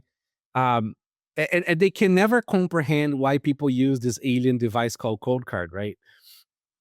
And like it's because like if you're a Bitcoiner actually like using Bitcoin, there's like this like 200 different use cases you need on a yearly basis, not all the time, but like at least one time a year you need to do something weird, and you need to do that securely, right? And like and somebody has to support all these features, right? Like so like we do it because we need it ourselves. Like like I have open times that I had to like sweep, so like okay, we're gonna do this, right? There is a lot of that. No, 100%. I just say even from like when I'm working with people, it's always because again I'm gonna see edge cases, people that are having problems, and there's so many times where we're on some sort of a different device that doesn't even have like ephemeral keys, and it's like what a pain in the ass that I don't even have that option with what they're currently using. I did want to quickly ask you, NVK, and then Ben, I want to know if you have any last minute thoughts as well, though too. Before we actually jumped on this call, you had mentioned to me, because I love the push transaction feature, but my assumption was that using that was kind of a trade-off in privacy. But you're correcting me and telling me that it's actually not. Yeah, so it's the opposite. You get a lot of privacy from it. Why? So in your Sparrow, on your computer, right? You're pulling on a certain IP information about a certain transaction, right? Like, and you might be checking on mempool on that computer. So like essentially you're tainting that IP with information about the transaction, right? Now, if you're broadcasting that transaction from a different IP, you're getting a lot of privacy there. Okay. Interesting. Okay. Yeah. Keep And going. it gets more interesting. So what we do is on the if you're using the ColdCard default setting, right, that defaults to a ColdCard Coinkite server, we actually use a pool of different nodes to broadcast the transactions with slightly off time, and they're from different IPs. So we do some privacy work there. Now, you can also set so that it uses a node that you have somewhere else with maybe different like transaction policy for timing and other things. So it lowers the timing attack concerns, not timing attack, like the privacy attack, right? Yep. You can also set so it's mempool.space, which broadcasts transactions for a lot of people, so you can hide in the noise there too. And you can, like your start 9 might have your own mempool.space, you can set to that too. Because it's part of the source code of mempool, by the way. So they support it right from the get-go. So you actually do get some privacy on that, on top of being like stupidly easy to broadcast straight from a ColdCard. One thing that we looked at a couple months ago, I don't know if you know if that exists, a server that, an anonymous server that broadcasts a transaction on a schedule or on a date. So there's a fascinating thing happening right now, because this has been a gripe of mine and Craig and a few people for many years, right? So I've been trying to bully Craig into having essentially like a broadcast pool with certain settings for timing and other sort of things inside Sparrow. He's like, no, that must live in the server in Bitcoin Core, right? Like I'm like, no, but they're never gonna merge it, like it's like let's so but a it was a BIP or a PR, I can't remember now, came out that I think they partially merged or sort of like moving along, where you can actually set like a random sort of like some proper math in that, some moon math in that, on like how to broadcast the transactions to maximize privacy, right? But why do I want this? Is because, see, when you're moving keys, okay, you're like, you decided that you no longer want to use your old key, maybe got compromised partially or something, you want to move to a new key, right? You have to move all your UTXOs over, right? But you can't just consolidate everything. That'll be terrible for privacy, right? So I wanted a feature on Sparrow where I can just map the same UTXO set that was in one, and it goes to the other one. The ColdCard supports chained PSBT signing, right? So you can load this gigantic thing, and you just press yes, yes, yes, yes, yes, yes, yes, yes, yes, yes. Read it first, of course. Exactly. But then essentially it maps out all the same UTXOs into a new wallet, new key, right? And then Sparrow like broadcasts that, and Sparrow, Craig, of course, didn't want to broadcast it all together, right? Because it creates a problem. So hopefully all this solves that problem where you can have all these chain transactions all broadcasted randomly in a proper mathematical way of figuring out what makes sense, right? So that you can now essentially migrate from one wallet to another. That's going to happen to a lot of OGs. It's happening to a lot of people. Like, they have old setups. They loaded their old seeds into ColdCards of their old xpubs from weird setups before, and people need to migrate to SegWit or to more interesting stuff, right? So there is a lot of work being done on that too. And that's basically part be a of way the, to, like, I was gonna say that would basically make it so that you're the idea of separating out the time is that you're not revealing that you're migrating to a new wallet as well too. That you're basically hiding the fact that these aren't just spending transactions. We're actually going from one wallet to a new wallet. Yeah, you get a lot of privacy that way too. It's quite nice, actually. Yeah, absolutely. And that's the main, like, let's say like you have like an old ColdCard and it has, I don't know, let's say it's got like 20 UTXOs on it. And for the sake of the argument, you know, you've got 20 Bitcoins with one UTXO and they're unrelated, right? And then you've been listening to BTC sessions. So you're smart and you're like, aha, I'm not going to consolidate them into one UTXO. I'm going to generate 20 UTXOs on my new ColdCard or my new device, whatever, new wallet, and I'm going to send them one by one to a new address, which is the correct way to migrate your wallet. But then, even though the chain analysis people are like not that smart generally, what a sophisticated attacker can do is look at, oh, wait a minute, like these 20 UTXOs were dormant for like 3 years, and they were all moved within the same block or within 2 or 3 blocks of each other. And not only that, they used the same exact fee rate. They had the same fee rate. They had the same fee rate, and they would broadcast in a short period of time. And of course, with like massive data analysis of the blockchain, you can be like, good chance. That's why what I told Craig is that what I really want, the dream here is, I create, like, when you go create a new wallet on Sparrow, it already has 50,000 options, right? So that's the Sparrow like job anyways.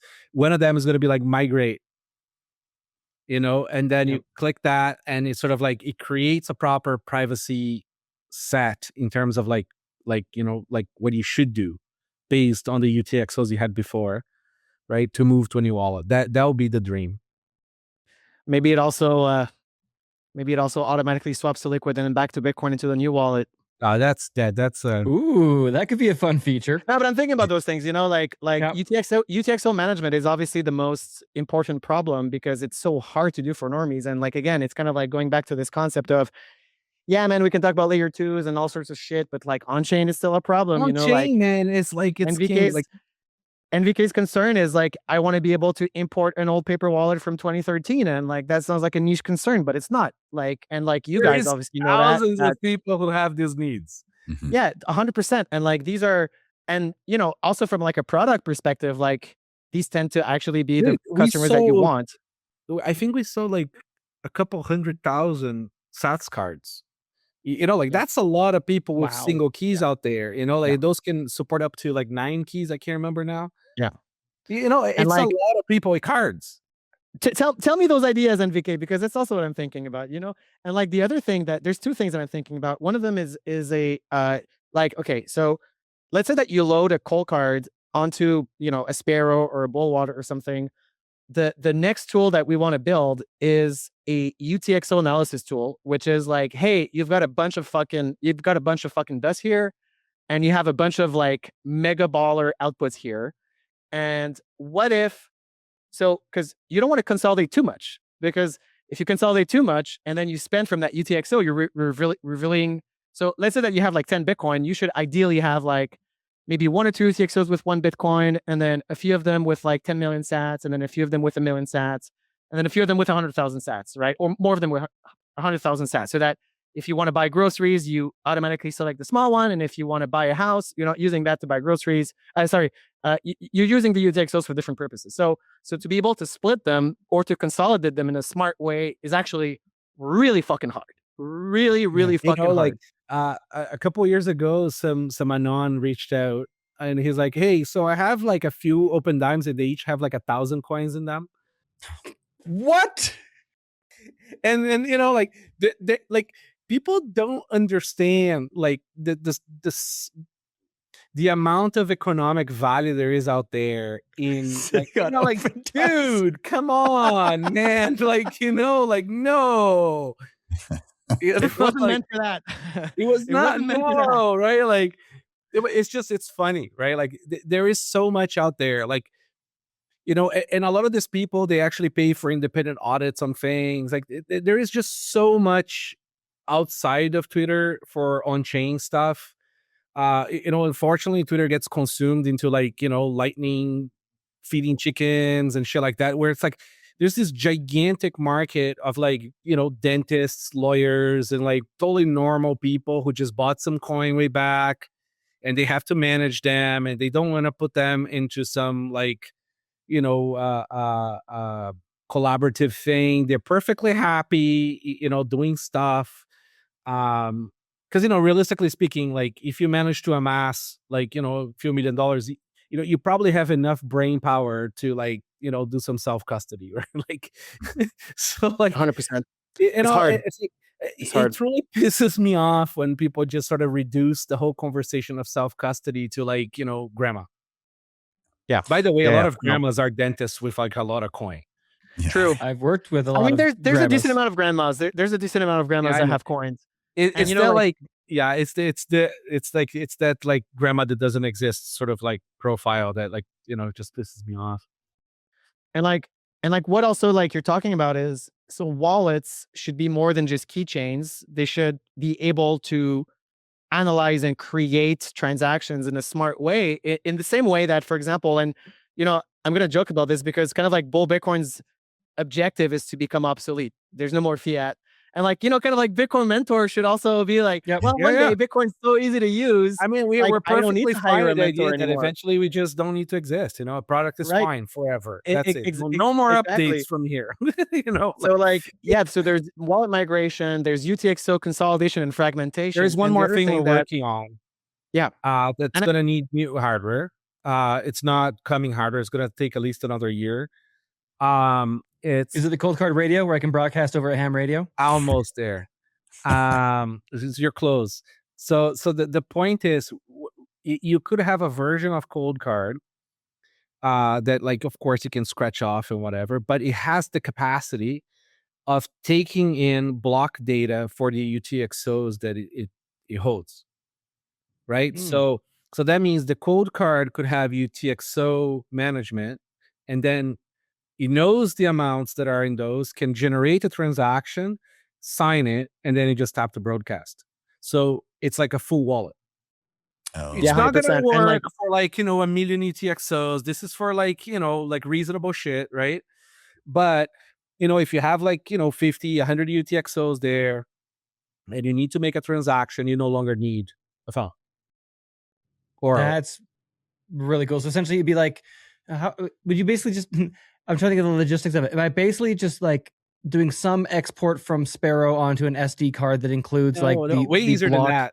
You select the UTXOs, and then like you tap it, and it's gonna call URL, like say from mempool, because mempool would have an API endpoint for this, and you're gonna say, please check these addresses, mempool is going to generate an address that like a QR that says like, here's the information for these UTXOs. You scan it and boom, ColdCard has the information that it needs to generate the transaction.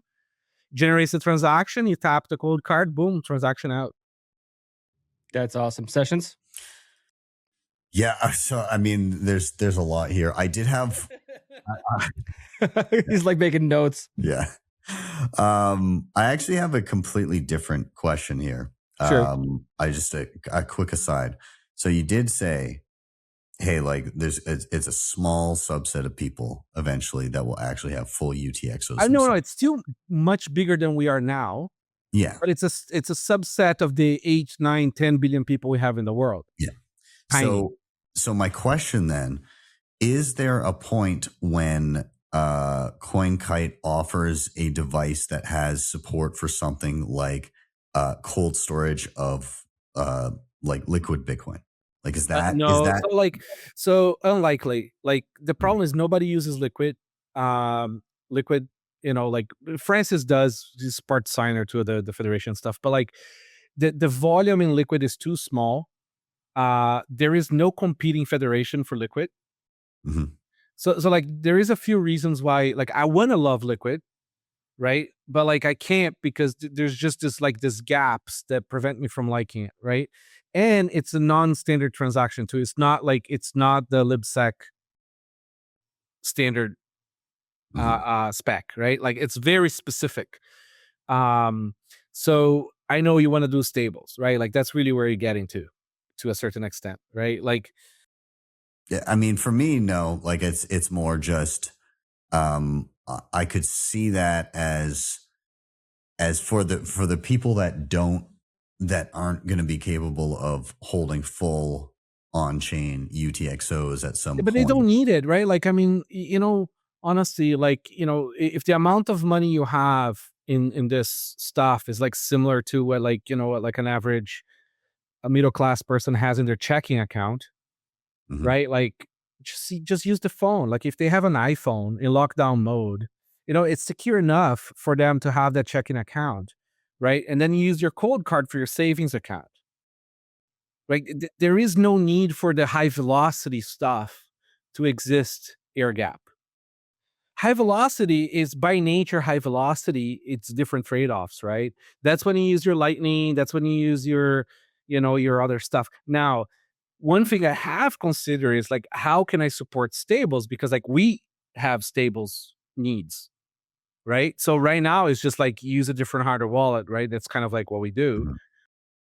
But but the problem is like right now the only stables that have like real volume are on Ethereum, right? Like that's the reality of it. Like and I don't even know that if in good conscience I can send a transaction to a fucking bear hacks, right? Like it's like it's hard to explain to people how retarded Ethereum is, right? Like they don't even have checksums in their addresses, and they have accounts. So, and those accounts are fully public. Yeah. So like you can find out all the money that somebody has. I'm sure they also use some cleaning and they send it to another account, but still like it's a mess. So my hope is that either somebody figured out how to do a color coin type thing, like something that like it's like very compatible with Bitcoin primitives. That would be my ideal, right? Because then we can very easily support it. But again, like cold storage of stables is a little weird, right? Because they can recall those stables too. You're trusting the quote unquote mint, the issuer, right? Like Tether can cancel your coins. So like, you're really just defending those from like hackers, right? Really, or from like bad operations, right? So, or employees or something. So like, there is a need, no doubt, for a hardware wallet that can do stables. It is a problem that we have. I just still don't know how to solve it except for supporting maybe USDT, USDC on a ColdCard. But like it's so antithetical to how the whole system was built. That would have to be a separate firmware. It'd have to be something completely different. Yeah, and like regarding liquid, you hit the nail on the head. Like we could technically have Jade on Liquid in the Bull wallet, but Right. it's like It's unusable. Like that's the thing. It's like, I love it, but it's fucking unusable.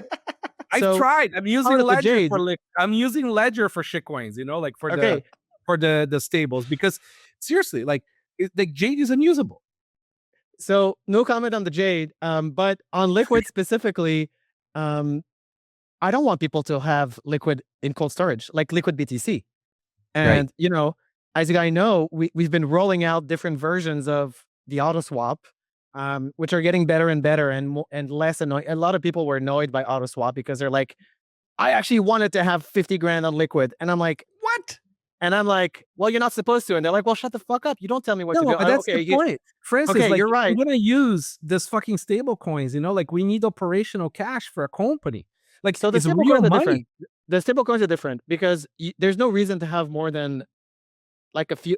I mean, I'm going to say that, you know, to have more than like 10 grand of Liquid BTC, not USDT, because you can always just, you can go back and forth in a non-custodial, trustless way in and out. So like the stable coins are different. And like, I agree with you about the need for stable coins because like, of course, you have stablecoin needs because again, like ColdCard has a supply chain, which is a global supply chain. And banking sucks. And like we use stablecoin at Bull to settle between different international entities and different banking partners from time to time. Like, you know, the stuff we do with Costa Rica goes almost everything that we do in Costa Rica at some point in time touches stablecoins, unfortunately, but that's just the reality. And then I've been looking at stablecoins this year more seriously. Also, after talking to the HRF people and talking to a lot of people in Venezuela, I'm like, okay, you know what? I'll give a look. And the state of Ethereum and Tron is so horrendous. It's so horribly bad. I mean, the privacy on these blockchains is first of all, the craziest thing. Anyway, I'm actually not going to go in it because it just annoys me to talk about the shitcoins, but it's just trust me, it's like really, really, really bad. And the sad reality of Liquid USDT is that Liquid USDT is insanely private, insanely censorship resistant compared to the other chains, which is, for example, like Tether basically has an off switch for the other blockchains, and it doesn't on Tether because on the other chains, it's a contract, whereas on Liquid, it's an issued asset. So it's like, if I was to say to an activist that is like, which USDT should I use? I would say Liquid. Of course, it's like there's no liquidity on Liquid USDT at all. There's only one exchange there's a few exchanges that use it. Although that's not a technical problem, but it's still an ecosystem problem. But yeah, it's like, you know, the disaster. And, you know, NVK, I kind of feel like even if RGB or Taproot assets, which have similar primitives than Bitcoin, I mean, they're not Bitcoin, but they're kind of like, you know, they're kind of like on Bitcoin. I feel like, to me, like, it's like, I don't care. Can I stick it in? Like, I'm just like, this is how we develop shit. And that's why ColdCard is safe, is like, can I stick it in a fucking PSBT? Just a quick curve sign it. Great. Yeah. You know, like, I can do it. Like, do I have to deviate from this formula? You know, that's when the problems start. Yeah, and for Liquid, the problem is confidential assets, because I think that an unconfidential PSET, it's a completely different thing. I think a PSET would not be a big deal, but I think the blinding is probably where that's like, honestly, like, you know, like Blockstream, like, you know, screwed the pooch there, because like there is no competing federation. The HSMs are closed source, and so like, but the fact that the lack of competing federation is a plus. It's not a minus. No, I mean, but it proves the technology, right? Like, you know, if a technology is actually open, right, you're gonna have alternatives to it using the same thing. Well, it is open. Like the functionary software, I believe, is open source. Yeah, maybe not the HSM specifically, but technically anybody could run a federation. But the thing is, like, why would you? Right? It's kind of like it's the opposite of the Cashu model, where like this is a whole other very deep conversation we can have about the custody models. But like, you know, like all of the Cashu mints require you to use an exchange every time you send money. Literally, like every Cashu mint operator is an exchange. He's going to exchange the Cashu token for Lightning in a custodial definitely like virtual asset service provider should be regulated way. And Liquid has a really funny component to it, which is it's technically a blockchain. So everybody knows you can't regulate blockchain. So it's kind of like avoided regulation on the fact that it's technically a blockchain. But regardless of that, like regardless of that, it's just like if, for example, Taproot Assets like starts to work, I mean, the reason why people use Ethereum and Tron is because everybody that wants to use stablecoins is most people that want to use stablecoins are somehow using it for trading or for Uniswap or some kind of like weird financial shenanigan. Like the other people that are using stablecoins are using it just for settlement and like the regular, like normal people like you and I that use stablecoins to send money to somewhere else. And like, by the way, like exchanges require blockchains to pay listing fees. So if you want to have like your blockchain on like Binance, I've seen some $20 million price tags on some of these things. So Yeah, like, of course. Oh, But wow. like, Yeah. but see, this is the thing. Like, it's a different game, right? The shitcoin, because you get your validation because it's now on Binance. It's like we've been offered the checks before by the shitcoiners to add of course, something. Ethereum has money, Tron has money, Solana has money. So Solana can bribe Binance to add Solana, whereas like RGB or Taproot Assets or Liquid, I mean, maybe not Taproot Assets because they do have some funding, but the other ones are kind of like niche little cypherpunk projects, and they just don't have the ICO money. They're like, let's be honest, like they just don't have the ICO money to pay for that shit, right? Which is like really, really sad. And again, like as you said, like with Coinkite, if you were to support USDT, what it actually means is you have to support Ethereum and Solana and Tron. At least one of the three. Not even Solana, like Ethereum and Tron. And then it's like, not only you have to support it, but you have to keep up with it. You have to keep up with the tech. You have to keep up with all their forks. You have to keep up with all the fucking bugs. You need a team. Like you need an actual team for that. Like you're gonna have to hire. You would literally have to hire a shitcoin team inside Coinkite. Yeah, that's how it Monitor works. that stuff. That's how it works. Like you need, because like you can't. It's the same with probably the Lightning, right? Like it's just another coin if you want to think about it that way. Like if you're gonna accept or deal with these things in any sort of like adult sort of grown up way, like you have to have like internal know-how for this stuff, right? Otherwise it breaks, and then when it breaks, you go like, what do we do now, right? Like and like. Imagine for us that it's even worse because for you it's like cryptographic software libraries that you have to like maintain.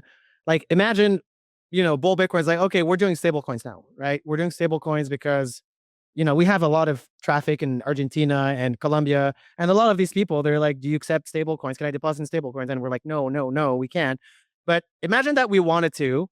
Then the problem is, okay, so how do we do that in a private way without compromising? There's only one way to do that is to run your own nodes, right? It's to run your own wallets. Yeah. And that is fucking a mess. It's so bad. It's so awful. So like, it's a big for me, the biggest tragedy is that, and I'm not going to blame Blockstream on that because there's things that they did that I wouldn't have done if I was running Liquid. I mean, they're not running Liquid, but they're like, Blockstream is kind of like the main software provider for the Liquid network. It's technically two different things, but it's is that USDT was not, and I honestly believe that part of the reason why USDT on Liquid is not taking off, it's because it's hard to be compliant. It's hard for the exchange to be compliant with confidential transactions, and Liquid is technically traceable because it's a UTXO blockchain, but try doing chain analysis without amounts as heuristics. That is pretty much impossible. And right? You can't tell the asset either, right? You can't tell the amount. You can't tell the asset and the amount. So it's like you can obviously trace stuff on Liquid. Like you can go on mempool and you can try to trace, but without amounts and without asset IDs, it's like at best you can kind of guess what's going on. You cannot prove anything like on Liquid, but you can guess. You can guess that the funds are probably going and they're up at the Bitfinex maybe, and you can guess that maybe they're going to SiteSwap, and you can maybe guess that, oh, that looks like it can cluster the wallet, and that looks like it could be bolts based on timing analysis. I mean, it's just really, really hard. So like USDT is liquid is like the dark USD. It's like the dark USDT. It's like the type. It's like the, and it's not it's not trustless. Like liquid is not trusted at all. It's a fully trusted system. It's like 100% trusted. But at the same time, you look at the way that people use Ethereum and Tron, and I don't want to talk about shitcoins, but I don't know, I'm on a roll here. But like the way that people use shitcoins is they use infrastructure companies. They don't use the nodes. And like even on Tron, for example, there's I think one archival node left for Ethereum. It's on Amazon. Somebody runs it. Like you can't. You want to hear something insane about Tron? You can't even like seriously. You can't run a node. Like it's like for Ethereum, you cannot get the full thing. You know that Tron runs a subscription model for paying fees, because if you send a Tron USDT transfer, you pay the full fee. You pay $2 per USDT transfer. Otherwise, this is how it's scammy it is. You have to stake Tron, and when you stake Tron, you get energy points, which it's like a budget for you to pay fees. But if you're like a service provider, there's no way you can stake enough. You would have to stake like $100 million of Tron to be able to do deposits and withdrawals. So what they do is there's a Tron subscription service where you basically send your transaction to the Tron company, and they pay the fee for you. So there's like just print the money. So there's these honeypots, and there's like other companies that do that. So like another insane thing about, I don't know, Ethereum just sucks.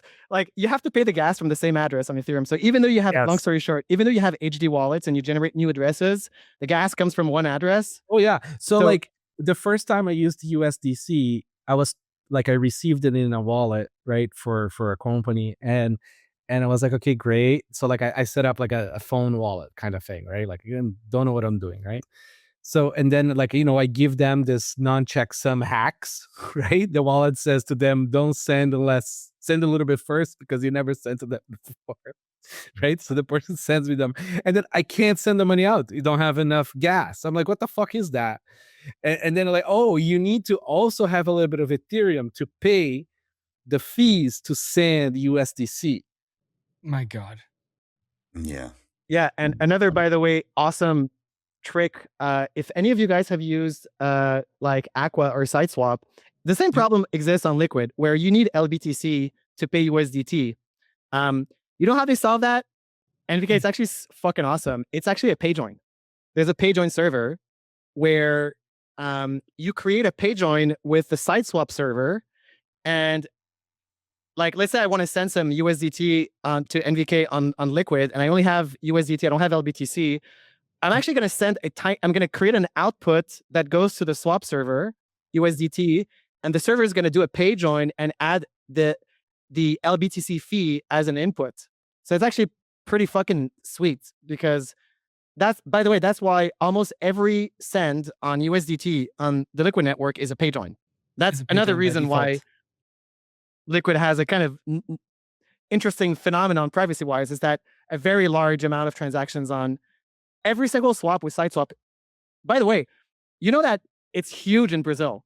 Did you know that Liquid is huge in Brazil? No, but see, here's the thing. Really? Like this is what North Americans don't understand. It's like outside of North America, people don't have money, and what they can't withstand volatility, right? So like what people really want is just banking freedom with stable coins. Like that's like, if you ask an Argentinian what does he want, he's gonna say, I just want some tether. And just there's a Brazilian stablecoin, by the way, in Brazil called Depix. Have you heard of that, NVK? No. I know Pix.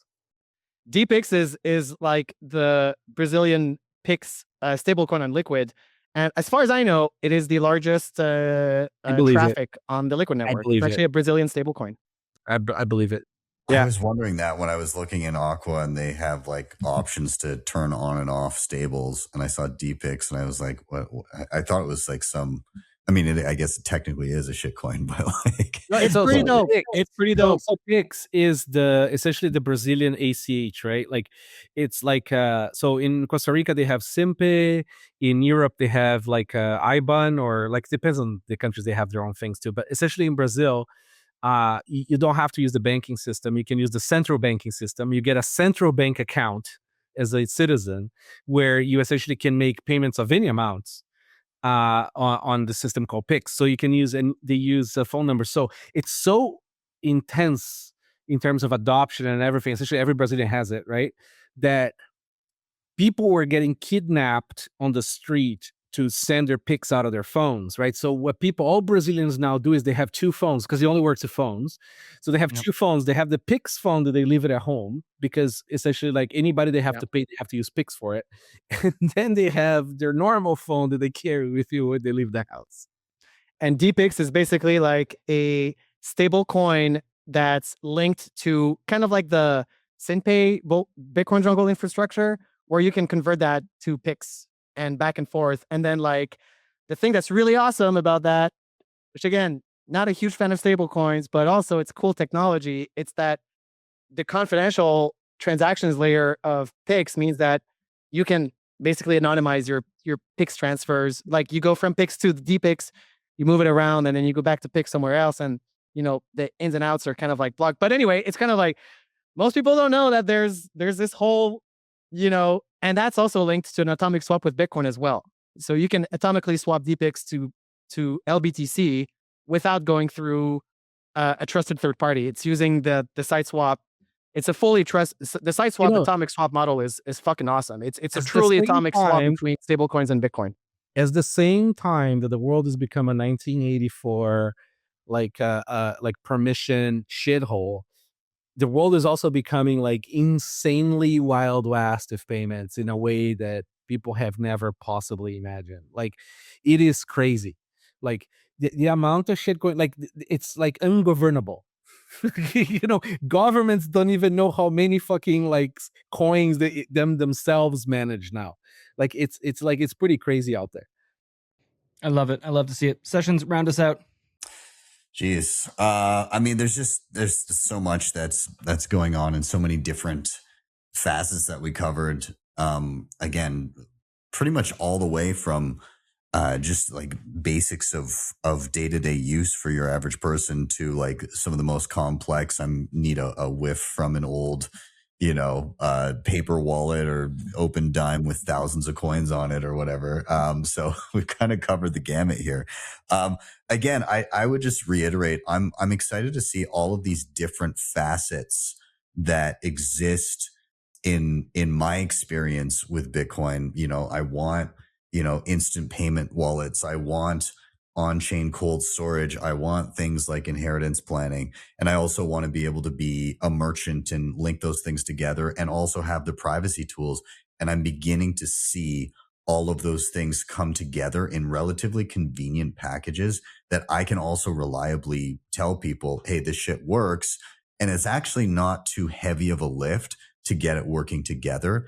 And that's what I've consistently seen over the years. I see things come out and they're kind of shitty and like half work, but you can see the promise, and then they get good on their own, and then they get integrated together with other things that are also equally convenient. So, when you're in it, it feels like it's taking forever, but I consistently see where we're headed, and I'm pretty happy with it.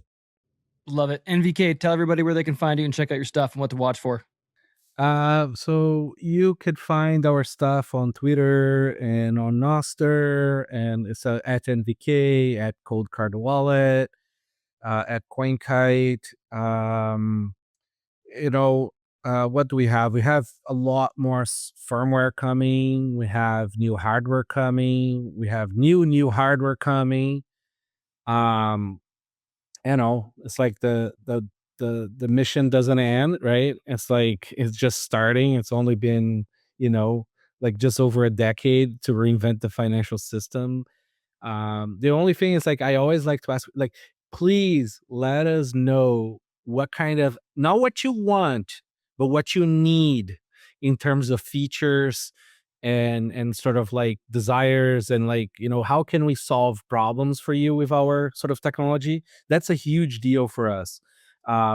It's like actual need, like, need. I'll tell you right now, engineering. I need large font. I need large font for my over 70 people that I'm training how to use the ColdCard. Okay, we got you. It's coming. There's also the Q. The Q has much larger font. But yes, there's more. There's larger screens coming everywhere. Beautiful. Love it. Francis, tell everybody where they can find you, where they can go get the Bull wallet, check out Bull Bitcoin. Right. So the wallet is at wallet.bullbitcoin.com. The exchange is at bullbitcoin.com. The Twitter is at bullbitcoin_. I'm at Francis Pouliot _. Quick takeaway, by the way, is like, if you're watching this, I want you to understand that there's a lot of stuff happening on Bitcoin. It's happening at the app layer. It's happening at the infrastructure layer. So a lot of the naysayers and shitcoin doomers are like, oh, Bitcoin, nothing's happening. It's dead. Look at the protocol. It doesn't change. I mean, that's not like, we've demonstrated here in this episode that it's apps chaining together that solves protocol level issues. We're not going to fork Bitcoin to magically change it. We're going to build apps and services on top of it, which achieve what the shitcoins say they want to achieve. So like, don't look at Zcash and Monero for privacy, whereas what we've consistently demonstrated is that we have the tools to achieve that. And in terms of what Bull Bitcoin is doing, it's a lot. Like, we're actually growing like immensely. We've hired 4 people this year. We're hiring a 5th next week. We're probably going to be adding like 5 to 6 people to the team this year. So AI is not replacing all the jobs. We still need to meet. And mostly what we're working on, other than the usual stuff, is 2 major international expansions. So we're going to be adding 2 new countries to the Bull Bitcoin portfolio where we operate. It's going to be fucking huge, and that should be happening in the next few months. When I first got into Bitcoin, I was overwhelmed. The jargon, the security risks, the fear that one mistake could cost everything. I remember staring at my screen and wondering, are my keys safe? Did I do this right? That experience is why I started BTC Sessions. For over a decade, this channel has helped millions of people like you learn how to use and secure Bitcoin. But I realized something. For many people, videos aren't enough. Everyone learns differently. Some need to ask questions in real time as an expert walks through their setup, their goals, and their threat model. And certain things like advanced cold storage, inheritance planning, privacy, and node or mining setups often can't be fully solved by watching another tutorial. So I built BTC Mentor. I recruited the best Bitcoin educators on the planet to work with you one-on-one. Real experts, real answers, personalized hands-on guidance tailored to your exact situation. Whether you're brand new or building a complex setup, we meet you where you're at and walk with you step by step. By the end, you don't just hope your Bitcoin is safe, you know it is. If you're ready for that level of confidence, then head to btcmentor.io and book a call with us today. If you enjoyed this episode with NVK, Francis, and Ben, please do hit that like button. It really does help us out. And check out the previous episode with Matt Hill from Start9. You're going to love it.